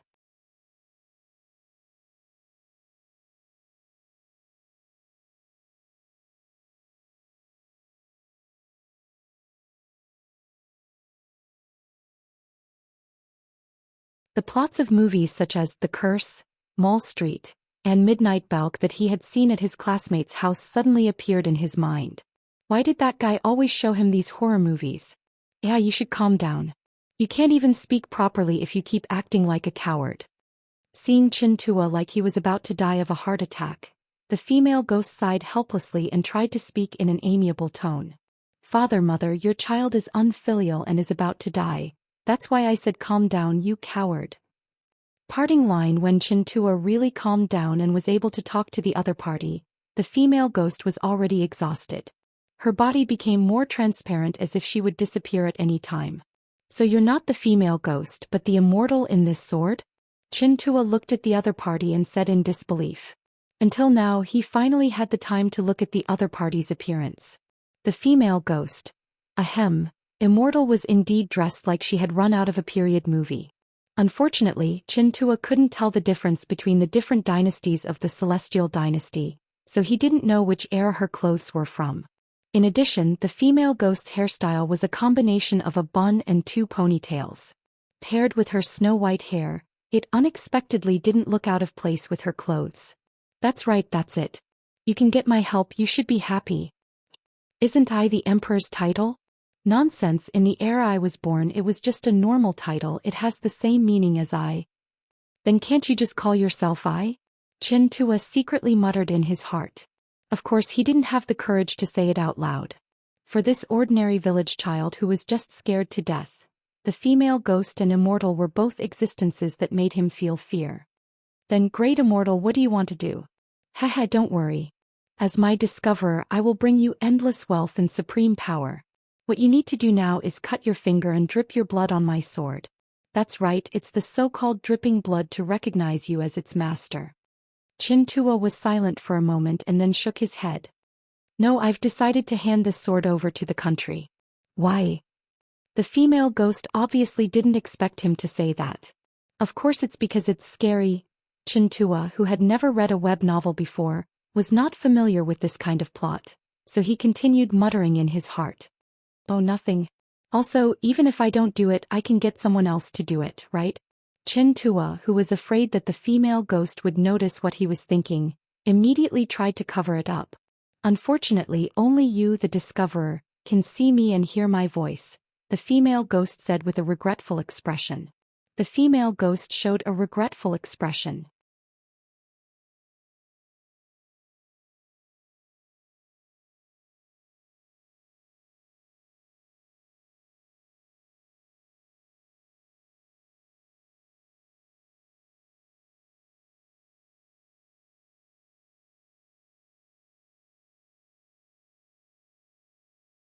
Tuwa, who hadn't studied history systematically, recalled the two names in his memory. In the end, other than being besieged on all sides and committing suicide in the Wu River, they were also the disaster of the Zhongshu. Suddenly, his impression of the sword and the female ghost in the sword was lowered by another level. Gu, this feeling of humiliation that I can't refute. The female ghost covered her chest and floated in the air, making an action similar to OTZ. Chintua ignored the female ghost's self-entertainment. After discovering that his method didn't work, he could only continue to think of a new way.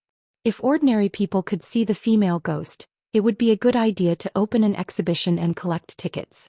Unfortunately, only he could see it now. Thinking of this, Tuwa glanced at the female ghost. You're really useless. Why did you say this out of nowhere? What grudge do you have with me? The female ghost who was innocently shot asked in a frenzy. However, she was ignored by Chintua again. Ah, you bastard. Anyway, it's fine as long as I can help you make money, right? Watch me. The flustered female ghost quickly disappeared from Chintua's sight. At first, Chintua was afraid that she would do something illegal, but when he thought that she couldn't affect reality, he immediately felt relieved. Sure enough, being a loser also had its benefits. You're tuning in to the Romantic Tales YouTube channel.